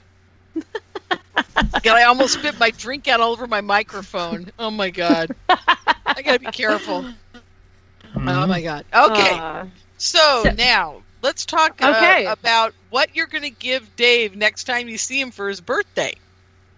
Dana, got any ideas? A nice scrunchie, maybe alien print or something for that man bun, number 1. Let's see, a pair of nice workout, yoga pants maybe for the other man buns. And maybe a new camera for that selfie that we'll take. Have your wife take it. I'm sure she's, aware of where each of those items are. Get some good photos and, maybe post up for us. That'd be real nice.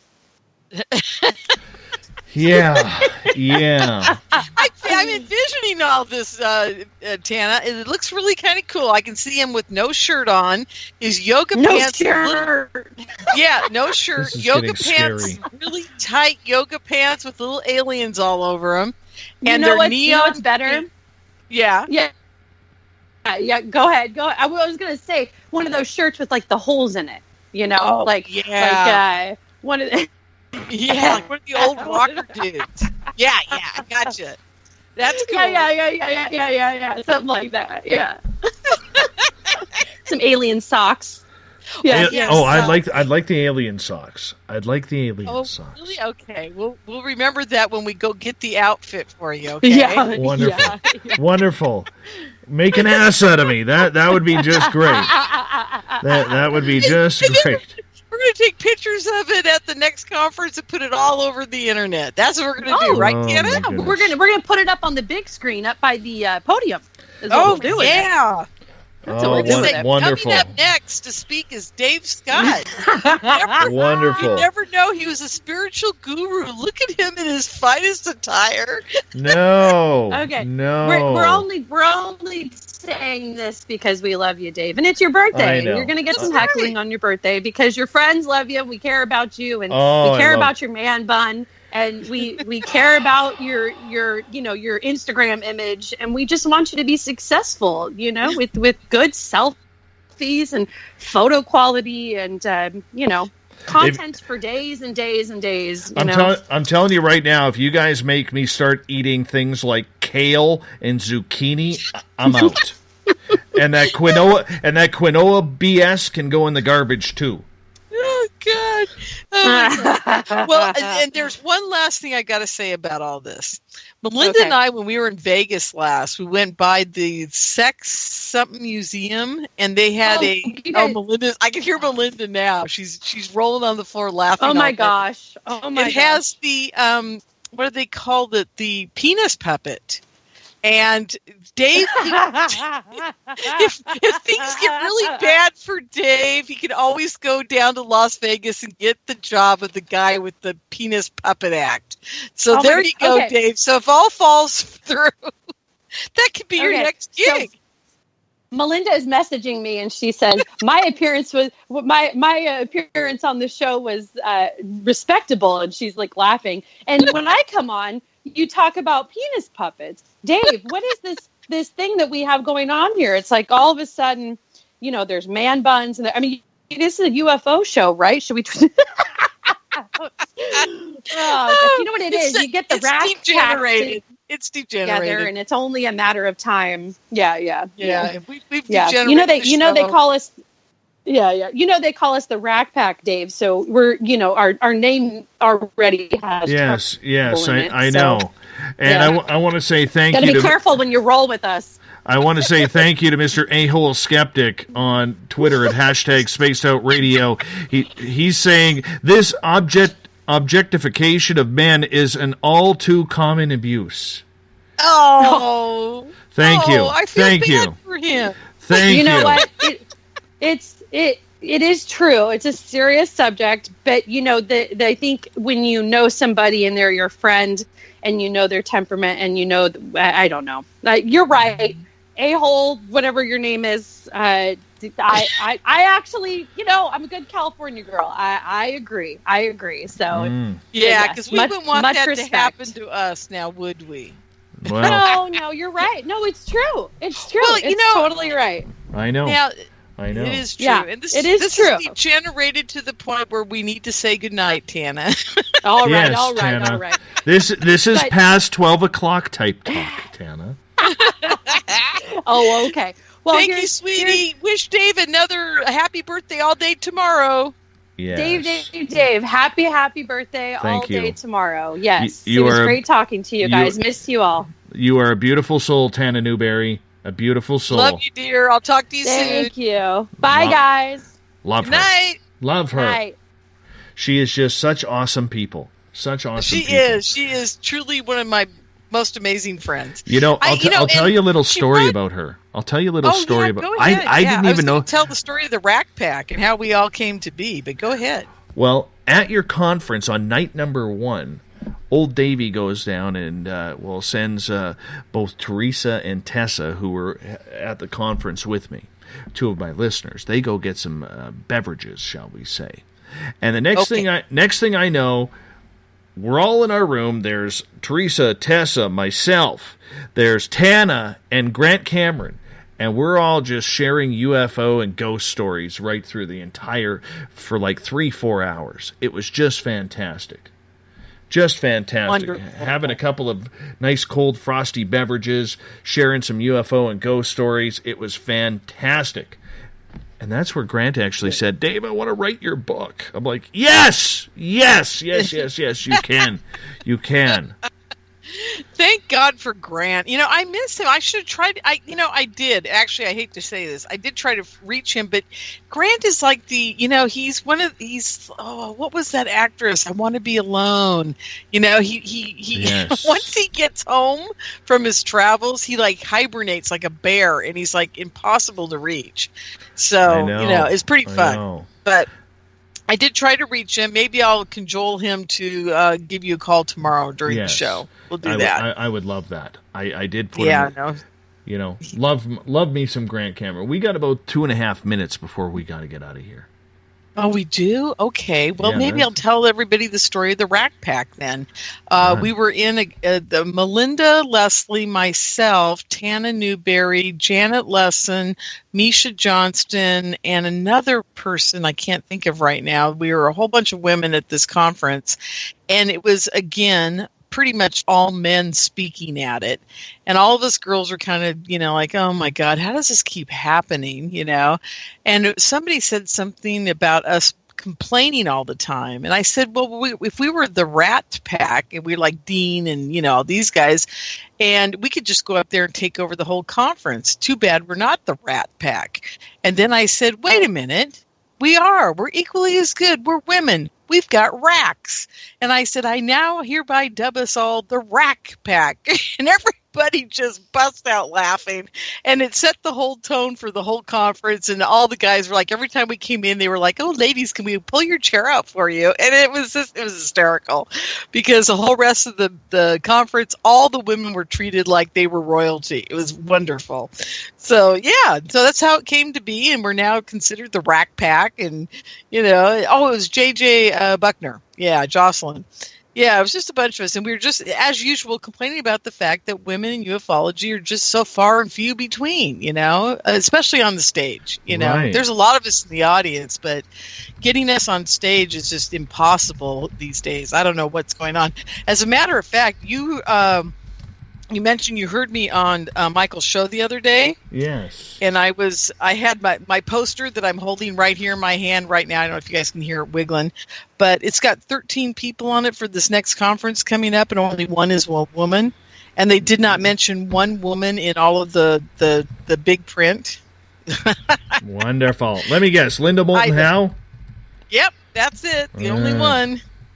I know, it's kind of crazy, isn't it? So I didn't want to bring this down, this level for your birthday, though. But I just wanted to let you know that's how we got our name. It was, as usual, it was because we were all like, whoa, women just get a bad name, So anyhow, so what are you going to do for your birthday tomorrow? We're going to party like it's 1999. We're going to play some Prince, keep going down that road. Do you have any guests for tomorrow? I actually have one of my guests, Ian Holt, who comes on every couple of months to hang out. His birthday is May 24th as well. So we're going to party together. And I'm doing the Pocky One Chip Challenge tomorrow night. What is that? It is a Carolina Reaper doused potato chip. It's 1.9 million Scoville units. In other words, it's going to hurt going in, and it's going to hurt coming out. Oh my God, Dave! Are you sure you want to do that? I'm doing it. Lori, and you hold on. I'm going to wrap this thing up. Thank you so much, my dear, for a beautiful book. We got Mr. Ron Bumblefoot THAL rocking in the background with Little Brother Is Watching. Bumblefoot is the official music of Spaced Out Radio. He rocks us in and out every single show. Get your horns up for the guitar god himself. Tomorrow night on the program, Ian Holt, the birthday boy, will join us with me, the birthday boy. It's a celebration of Dave and Ian, May 24th. Starting at 9 p.m. Pacific, midnight Eastern Time. We're going to open up the phone lines all night long. I want to hear from each and every one of you, and maybe we'll have some mystery callers as well. I want to give a big shout-out to everybody listening at home, in your cars, at work, wherever you may be, for hanging out with us tonight. And everybody on Twitter at hashtag Spaced Out Radio, in the Spreaker chat room. You were amazing tonight.